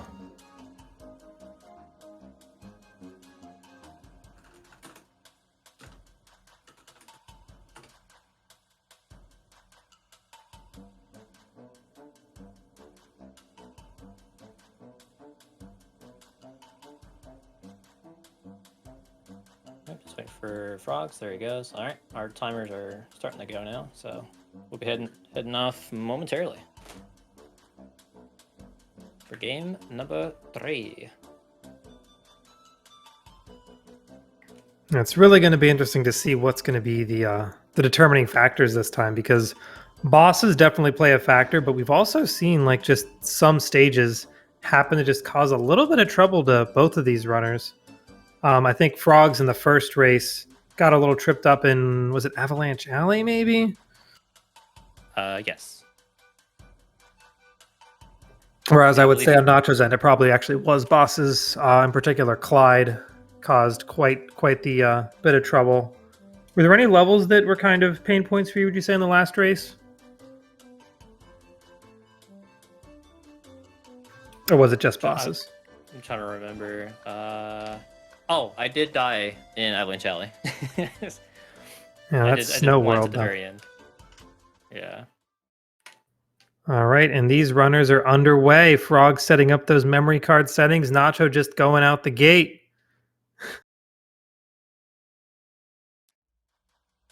It's funny that he has that little time loss and it doesn't affect him whatsoever. All right, so Nacho with the early lead. Not much that, nothing huge. as we've seen, a little bit of extra menuing isn't necessarily going to be a game breaker or a game changer. But yeah, just going to be heading over these first couple levels, getting those nice particular rev boosts, rev jumps, just knowing their ways through these early like tutorial-like levels. Nothing too crazy. But that being said, when a level is as simple as like casually as these early levels are, a lot of times it leads to like way more particular and precise optimizations that are hard to detect as a viewer, but as a runner, these two are being way more precise and meticulous in the way they're routing than we may realize as we watch in the moment. Like you see even at the beginning here, look what Frogs is turn a little bit left and intentionally bounce off that little flower bud or whatever just to get the height to get over the first gap. Also using that plant, just a little bit of geometry that you might not immediately realize that is probably 80% of the time meant to be like aesthetic, turns out as a speedrunner to be a functional piece of flooring that these runners can use to just get that extra little bit of optimal movement to just speed through this first world. And they're already almost up at their first boss here. Having to just climb up this waterfall and do a little more platforming in this last level of the first world.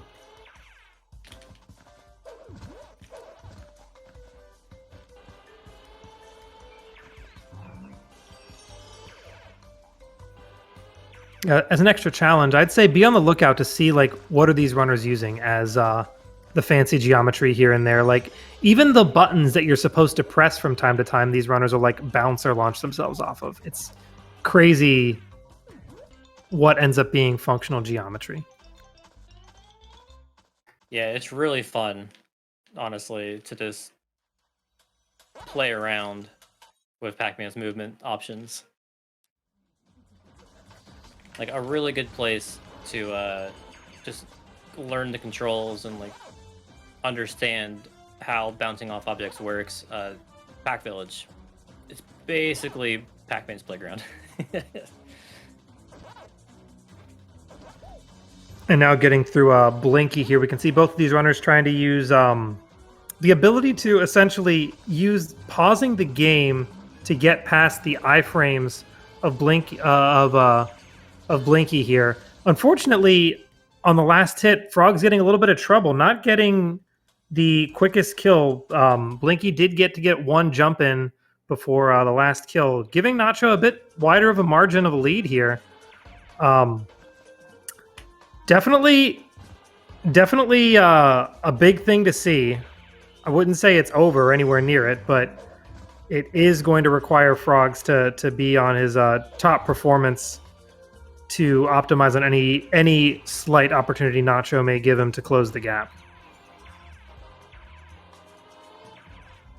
And I know we say the earlier bosses are the easier ones and stuff, but really, I would say with any speed run, like there's no point of the run that's ever completely free. You get too comfortable in any phase that you think is easy.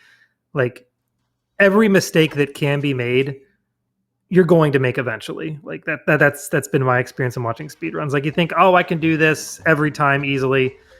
You get too comfortable and something might just trip you up when you least expect it. Yep, I can confirm. In fact, you'll probably die in ways you've never done before, and you're like, how did that happen? But I guess doing that too, like it gives you a deeper understanding on how the game works over time. Yeah, sometimes the greatest learning moments are the ones where you make mistakes. They're the teachable moments, as it were. Yep. In terms of those saying, like, every mistake that can be made, you will make once. Do you, how many, across all the Pac-Man World 2 runs that have ever been done, how many deaths do you think there have ever been in Pac Village? Across all the runs ever done, all the attempts. Like, it's got to be, like, count them on one hand, right? You don't die in Pac Village. Are we talking strictly any percent? Let's start there. Yeah, I would say you can count them on your hand. I would put money That's 0.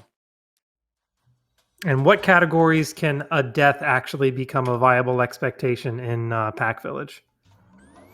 Game over %. The category that is strictly made to die as fast as you can. Yes. Fantastic. There's a reason it is on the category extensions board. Are there collectibles in Pack Village? Oh yeah.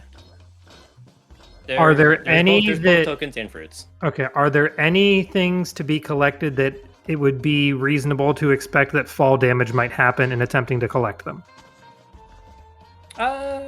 Tokens. There is that token on the very tall tree.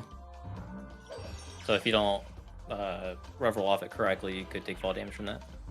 Got it. Okay. I'm trying to think, could someone fail to collect the token so many times that they accidentally end up dying? Although they might reset the category before getting to that point because it's literally the first level. So yeah. Possibly not.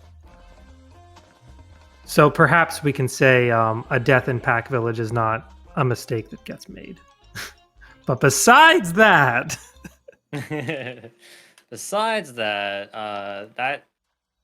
that's a pretty big number. Because it's very easy to just slip into ice or lava or water and just go back to the next checkpoint.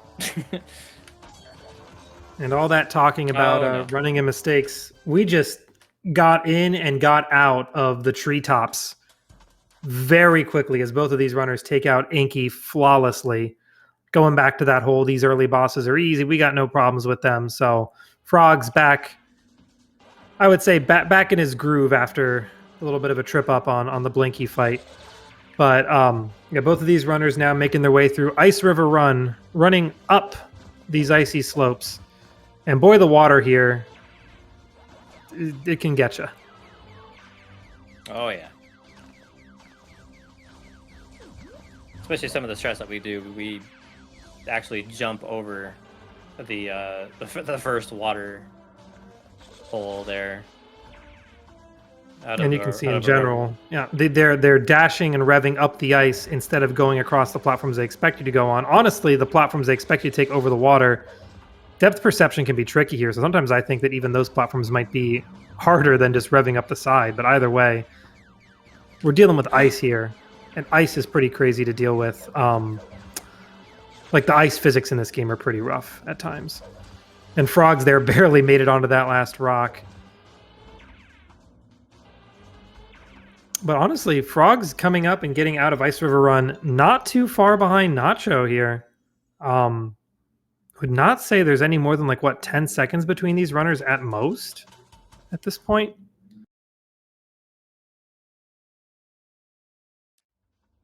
Yeah, with Avalanche Alley though, it's a big anything could happen.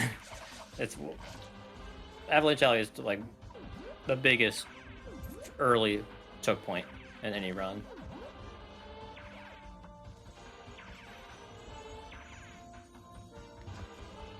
So that and unfortunately, we can see that happening as the ice trips up Nacho a little bit right there, right where I believe I just saw Frogs pass that exact same location.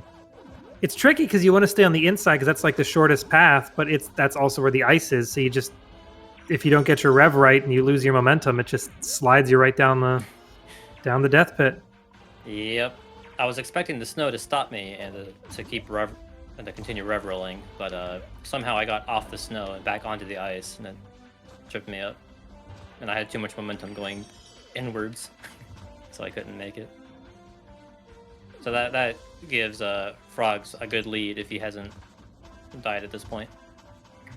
Yeah, at this point for sure. Yeah, Frogs is now about to be heading down those ice platforms and now getting ready to do taking some bedoings and getting ready for the taking the first of the blowing stone face statues to get this very huge launch across before they get a nice little skip here to skip some more bedoings, I believe. Is that what happens when we do the skip here? Kind of like hugging the side of the wall and bouncing off. As long as the rev rams don't get in the way. Oh boy, there's 3 rev. He will be taking the trampolines because the rev rams did not let him skip. Oh no. Yeah, we have an old term for that. that I will not repeat on air, but yeah, we'll just call that Bedouing skip is what that wall ride is. What Nacho just did on his end right there for you. So essentially, where you're skipping a few of the little Bedouing trampolines, but honestly, the skip I like, or the nice movement I like, Frog's getting the checkpoint there. I can respect that decision, especially after race 1 where they fell in 2 death pits. The half second it takes to just take 2 steps back and grab a checkpoint, I'm all for it. But yeah, the movement going on in this section, especially these like stone icicle things coming out of the ground that are blowing wind, and they're blowing in the direction you want to go, and you can combine your rev roll speed with the wind blowing and just get a fantastic yeet in the forwards direction. And that will get Frogs all the way down to the bottom of this cavern and into the goal at around the 11:20, 11:21 mark. Solid lead at this point. Still plenty of bosses, plenty of levels to change it up. Looks like Nacho heading down that chain as well. Will be about, what, 15? Slightly under 15 seconds behind.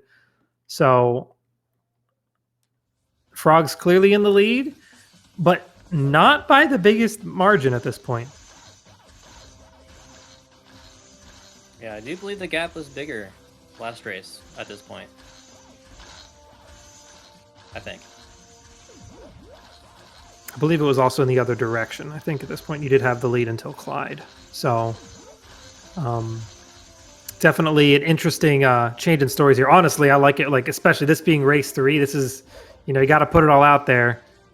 Really love to see a really close race here, which, that being said, I think I'm going to be glad to be out of these ice levels, because either one, like, it seems like ice is the most tense time for both of you, that there've just been moments and death pits, whatever, that are tripping both of you up. So it's a little nerve-wracking being in the snow mountains. Yeah, Avalanche Alley is definitely the biggest partaker in taking Pac-Man's life. Multiple times. Dude, but Blade Mountain is easier to manage, at least.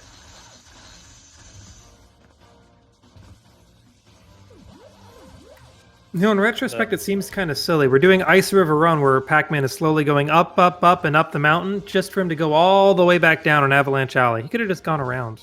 Saved so much trouble. True.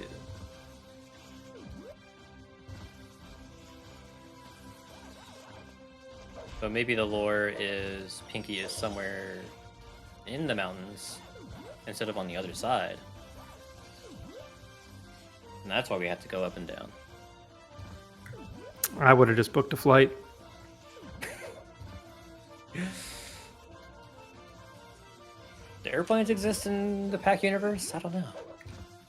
If at least got a balloon, maybe we could have taken a hot air balloon. I don't know. That's got to be something more practical.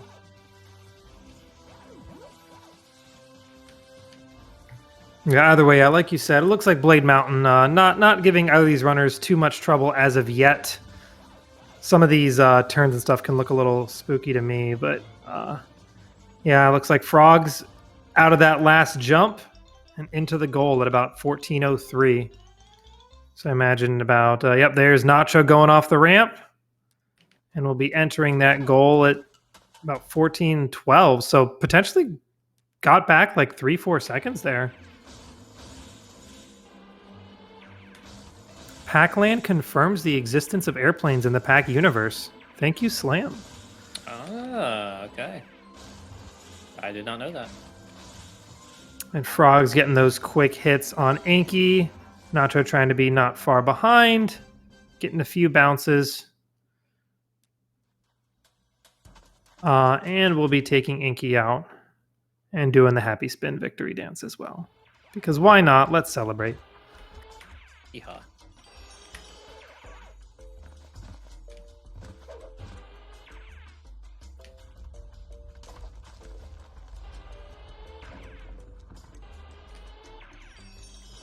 If I misspoke and didn't say Pinky, I apologize. But yeah, now we're on into the volcano, where things are about to heat up.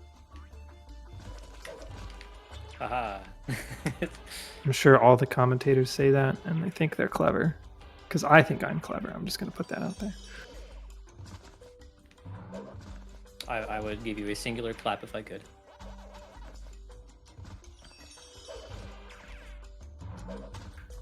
Keep your hand on the controller there, buddy. Trying to go fast.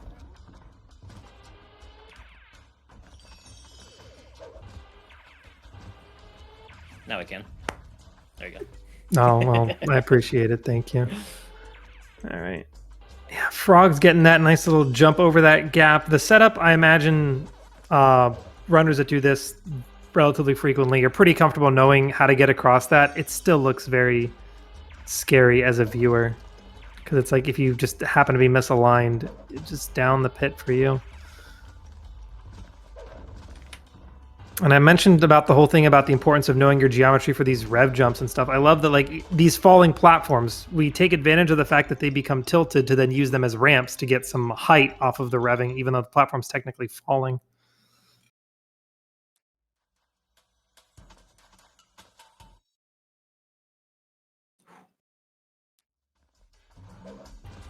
And now on to VP skip for the last time today. These runners got to get relatively precise movement because you don't want to lose any time when setting up to where Frogs is now trying to clip into the lava as so. And in doing so, now he gets to hop across lava, which with nice rhythmic A presses. If you do it too fast or too slow, just your jumps will not work as smoothly as we see Frogs doing. Nacho shortly behind, trying to set up, trying to clip through. Succeeds in doing so, and now Frogs just butt bounces right down into the goal ring. Doesn't even have to take the time to slowly walk into it. That was a fast VP skip from Frogs. Nacho not too far behind here, getting those last few hops across the lava pit. Does their butt bounce, takes a few steps, looking for the drop. There's the goal for Nacho. Fantastic. Fantastic VP skip from both of these runners.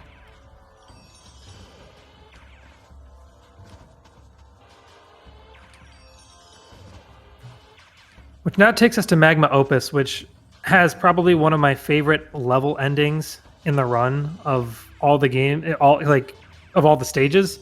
Essentially, the final section of this level is supposed to be a bunch of giant, slides that have, do you know how many checkpoints there are going down the slides? I believe it's 4. So yeah, it's expected you to go down a slide, get a checkpoint, go down a slide, get a checkpoint, go down a slide, get a checkpoint. Possibly 2 more times. I lost count already.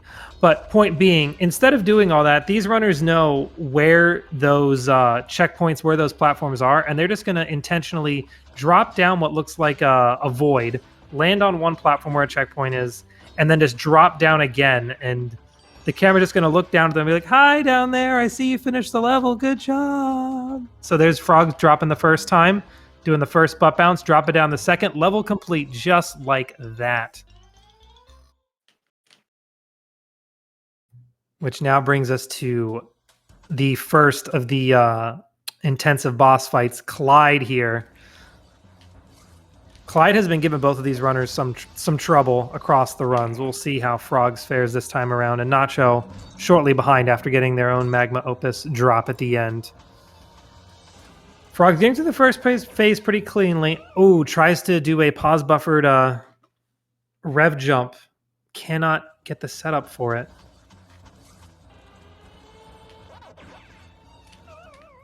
Misses it on the second time around as well. Nacho, meanwhile, trying to get their first hits on phase 1. Gets a little bit of damage, but does not finish the phase yet. Frogs finally gets the rev jump going. Goes on to the next phase. Nacho taking another death. Yeah, the setups for this it's really tricky. From phase to carousel music here.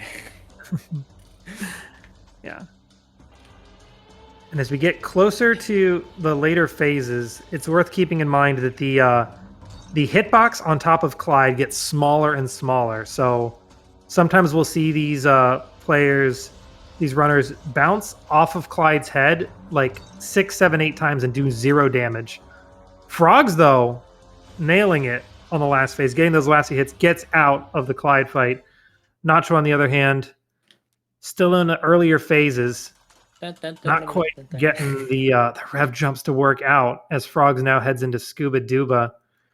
It's looking a little familiar from last race here. Nacho just can't quite land the hits. Clyde's a booger, man.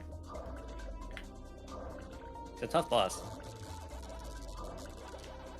And there, Nacho shows us a nice rev jump, just getting the height there. Like, getting that, like, jumping out of a rev to just gain the height to be on top of Clyde to get those hits, that is not an easy feat to do. It's pretty dang precise. And then once you get up there, it's still not free. You still need to center yourself on top of Clyde to actually do the hits.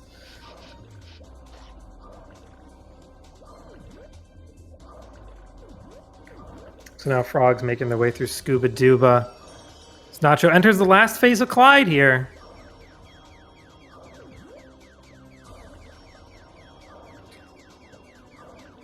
But bouncing off those eyes to get on top of Clyde just not seeming to work out. Meanwhile, Frog just continues to swim, gets a few mind boosts, gets some solid speed, grabs a melon, in fact. Oh, man. It's not just trying to center himself on top of Clyde. Oh, those hitboxes on Clyde's top are so nasty. Tiniest hitboxes in the West. And that will do it for Clyde on Nacho's end. As we now have both of these runners heading into the ocean. I'm very curious on how different that Clyde was between race 2 and 3. I will figure that out once we get to Pac-Man. I will let you know. All right, well, we'll take the opportunity to see. Meanwhile, right now we just got your pack flippers on. We just spinning and kicking our feet, flip-flopping through the water, and swimming. That's about it. A lot of swimming. Swimming. Just keep swimming. Now, a little fun fact about both Scuba Duba and Shark Attack. In the PAL version... blah, blah, blah. Yeah, in the PAL version, for some reason, you actually go faster in water. We have no idea why, other than it might be related to FPS, since PAL does run at 50, while English and Japanese runs at 60. Yeah, it's a very interesting difference. It's so different, in fact, that we actually had to split the IL board for that. So I believe, a rough number off the top of my head, I think it's 33% faster on PAL. No, that's probably too much. Maybe like 20%. Yeah, it's pretty funny. Unfortunately, that time save does not give it enough of an edge to be faster than English GameCube. English GameCube will be the fastest version that we have.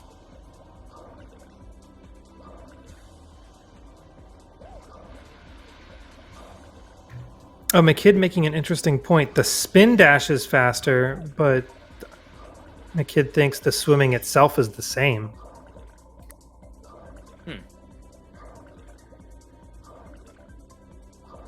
And the best way to test that would be just have do both versions, I guess, without any spinning. Would be a that is true, because the spin somewhat unamusing experience to try to go through all like a spinless Shark Attack or Scuba Duba. It's pretty uneventful as is, at least comparatively. Yeah, I would say probably the first 10 seconds you could probably do. That's fair. You don't need to do the whole level. No, we could, but I don't think it'd be useful. Plus, that would be like 5 minutes. Right. Maybe not full. Maybe not full. Actually, it might be 5 minutes. Yeah. Because Pac-Man's just idle speed is pretty slow.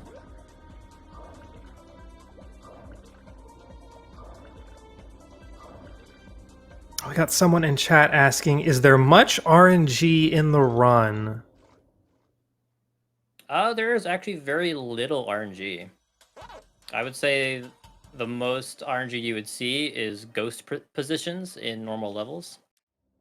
A good example of that would be the ending of Bedouin Woods with the 3 or 4 ghosts that they're at the end. They can be in whatever positions they want to be. Apart from that, no, everything is determined or positional based.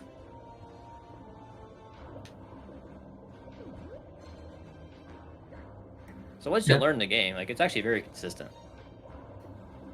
I would say a lot of things that upon first visit one might assume is RNG turns out to be very cycle based. Of like it looks like it's different, but if you got to the same point in a certain level, like after the exact same amount of time, if it was a global cycle thing anyway, like it would always look the same. And like if you were to like just try to practice, say the boss whale, if you like weren't paying attention, just like mashed into the boss whenever, then another time you took 10 seconds before you entered the boss, every time you entered, whale might look like they're in a slightly different position, when in actuality, their movement is on a cycle that is impacted even when you're not in the boss fight. Ergo, you can manipulate it so that you can like go into the whale fight with whale spawning in the exact same position for you to attack every single time. Yep, which is very convenient considering the amount of time that we are on the map screen in an actual speedrun. So that actually sets it up just nice to start setting up our 1 cycle.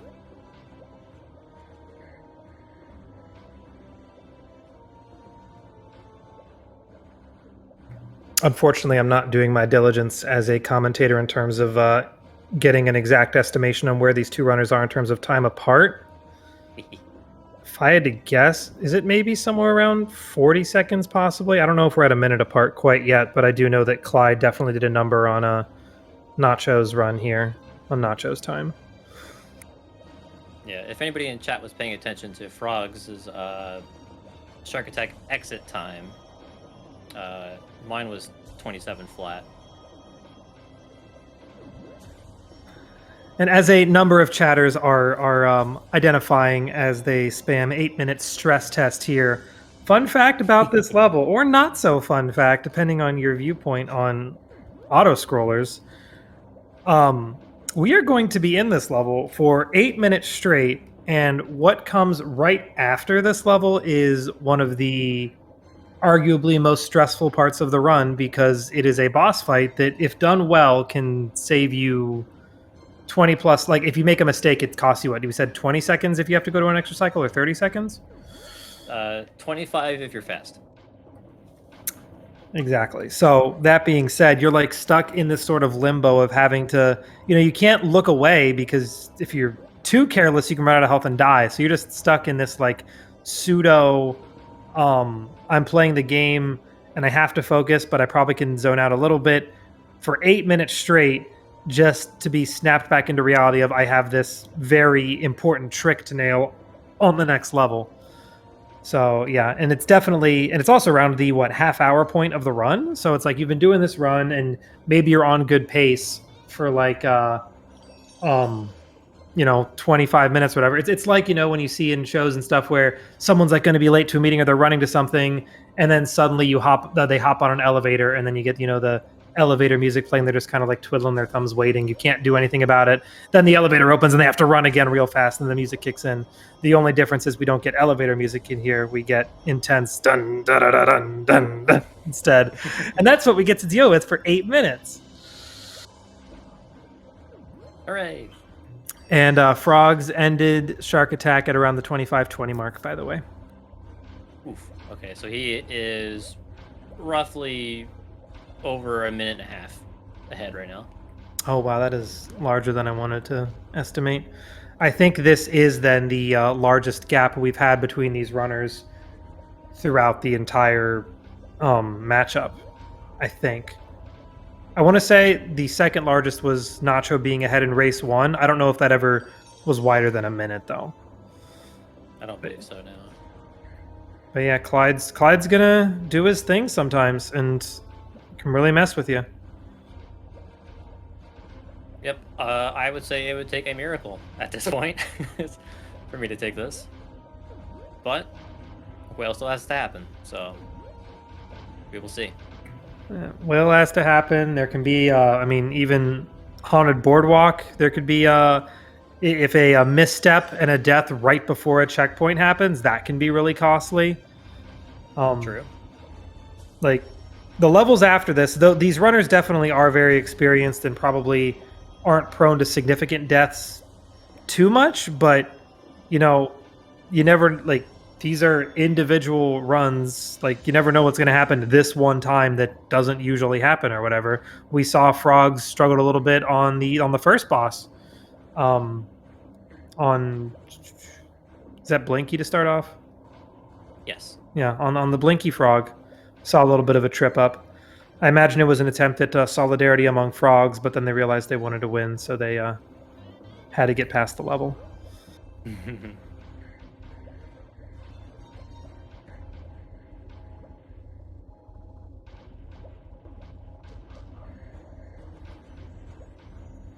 I believe we should be halfway through the level now.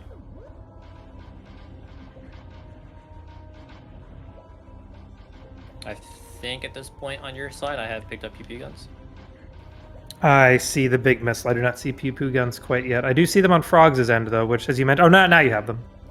Or did you just grab them? I don't know. But yeah, now we got... Yeah, the pew-pew guns happen at around the halfway point of this level, which make for a little bit more extra to like a little more extra entertainment for you as you float through the level here. And yeah, as a reminder, both of these runners are very well experienced in this game. Both in the in the top 5 in the leaderboards. Frogs in 3rd place with the PB of 40 minutes 30 seconds. Nacho only 29 seconds behind at 40 minutes 59 seconds. With that PB having been achieved in this tournament. So, yeah. Yeah, that's right. There's no shame in losing to Frogs. There's honestly no shame in losing to either of these runners. Like, both of them have put in the effort and have earned their right to be in this part of, you know, the grand finals of this tournament. Which, fun fact, the last time both of us were in grand finals was actually the very first tournament, which was back in 2019. And how did that one end? I believe I took that one. I think I came back from losers and upset. Was that the run back from a soft lock, or was that year? Yes, that was where the Nacho was born. And Frogs now at the end of AA. Yeah, I'm sorry. Well, Frogs just entered Whale. We can go ahead. Yeah, soft locked at the end of AA, had to restart the entire level, and ended up losing by 30 seconds. So I had to run back and losers. But it was a fun experience, to say the least. All right, so now Frogs attempting Whale here. Each of these propellers takes 9 hits. What we're going to do is try to get 8 hits on all 4 propellers, and then before the sub gets a chance to fly away, get the 9th missile on all 4 of these propellers back to back to back to back. Frogs goes for it, and for the 3rd time in a row, only gets 3 propellers and leaves the bottom left one behind to clean up on phase 2. You can definitely tell Frogs is consistent. I was gonna say you can't say anything about Frogs' consistency here. That is impressive. All 3 times to be getting a fast 2 cycle, leaving only the bottom left propeller behind, and down it goes. And Frogs is out of Whale and on to Spookyville.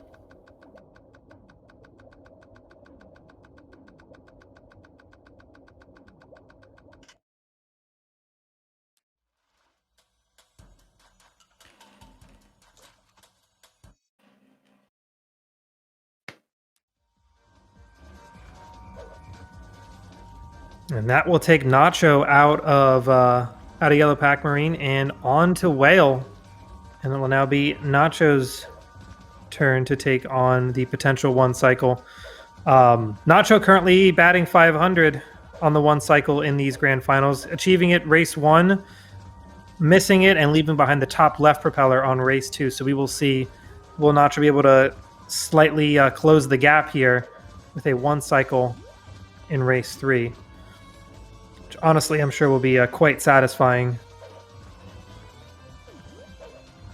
given the current circumstances, as Frogs is just hopping their way through Haunted Boardwalk. And that will be a 1 cycle for Nacho. Fantastic. Yeah. So 2 out of 3. That is pretty solid. Yeah, I do believe that bridges the gap by roughly 25 seconds. So he's still, I would say, roughly a minute still ahead. So it's still going to be an upset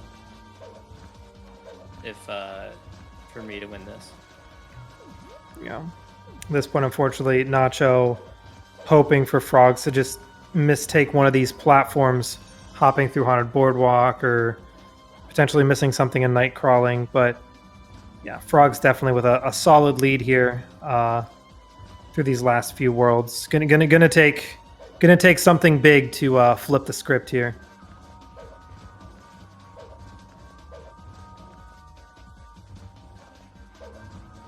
I will try my darndest, though. And Frogs nabbing that third.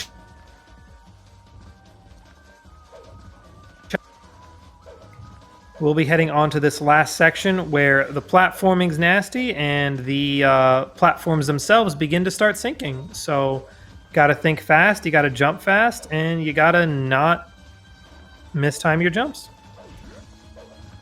One thing I swear, I think I ask this every time I commentate a run, but I see both of you jump and then do a little backflip. Why are we doing the little kickflip?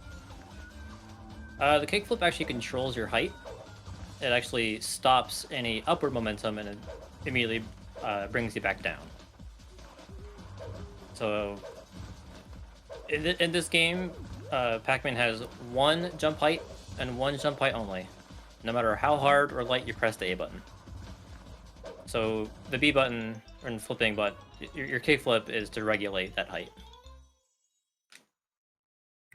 And that goal ring will take Frogs out of Haunted Boardwalk and into night crawling. So no major blunders on Frogs' end, keeping that solid lead. Grabbing the first fruit, that apple, which, as we mentioned time and again, fruits are only necessary for the any percent run, specifically in this stage, as there are chests that do not open unless you collect an apple for one of them and a cherry for the other, we said? Correct. Okay, not a strawberry. And those are required because you'll see when Frogs opens them that a Bedoing will spawn, and we need that to progress forward through the level. We can't get to the end of the level without it. So very interesting that it's not until the very last stage, in the second to last stage in the game, not, bosses not inclusive, that suddenly the game's like, oh, you've never done this to beat the game before? Well, surprise, you're doing it now. Yep. Yeah, it is pretty interesting. I never really thought about that before. Yeah. Third to last level makes you do fruit, not something earlier. Are there any levels where a fruit can spawn at Bedoing, but it's only for unrequired content, like for 100% or something?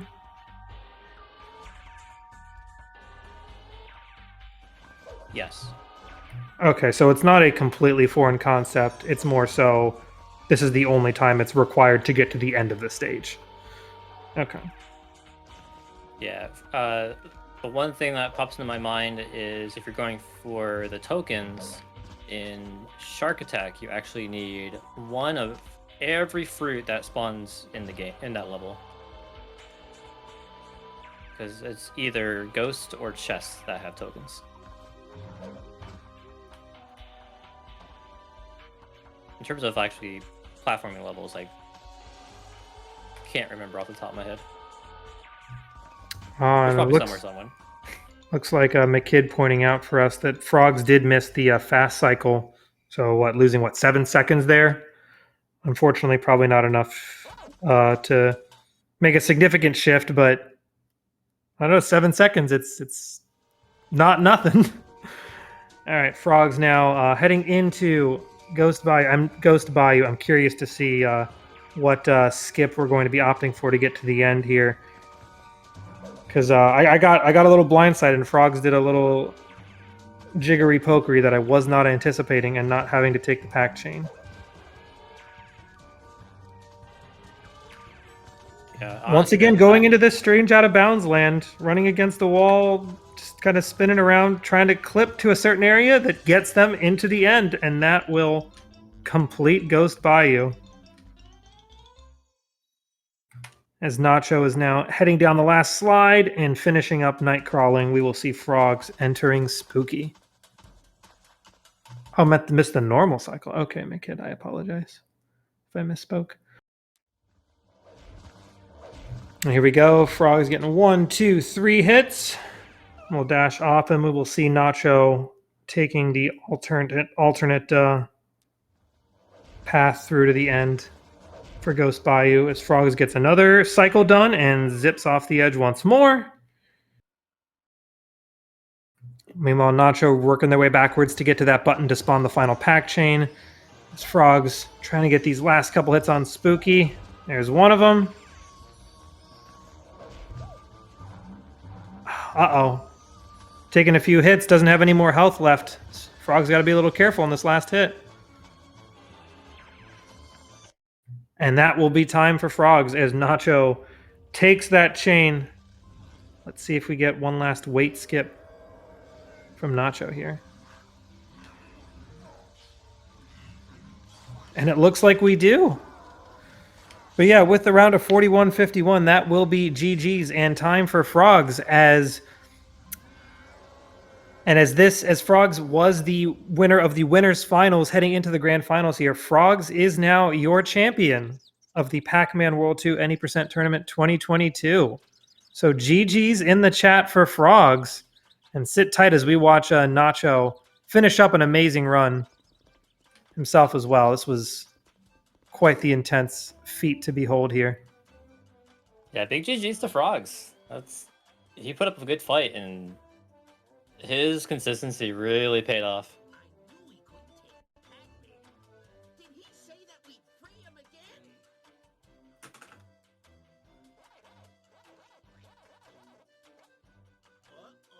All right, a couple more hits left here for Nacho. Getting chased by the little evil ground fire. He's trying to get those hits. There's one. Oh, but unfortunately having no health, trying to play just a little bit careful. Doesn't want to have to die and reset the entire phase. Oh, getting chased. There's so many things. Those thorns on the ground, the enemy, the stuff on the ground. Defeating enemies does give you health in this phase, though. That will be the last hit for Nacho. GG's. Thank you. Hello. Hello, Frogs. Congrats on being our 2022 Grand Champion. Thank How you. do you Thank feel? you. I did not think this would happen. I'm not gonna lie. I feel relieved and happy. Yeah, you just took over winners and stomped me 2 out of 3 times, both in winners finals and here.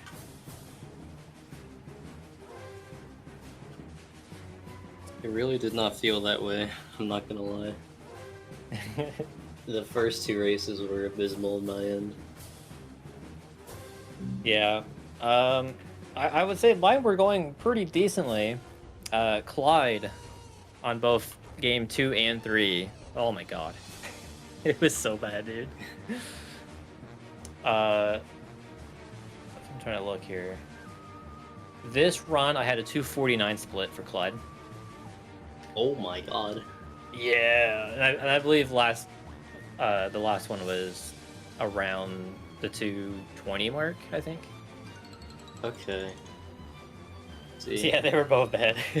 I lost about 50 seconds in Avalanche Alley in my first race, Yeah. and just a bunch of other minor mistakes.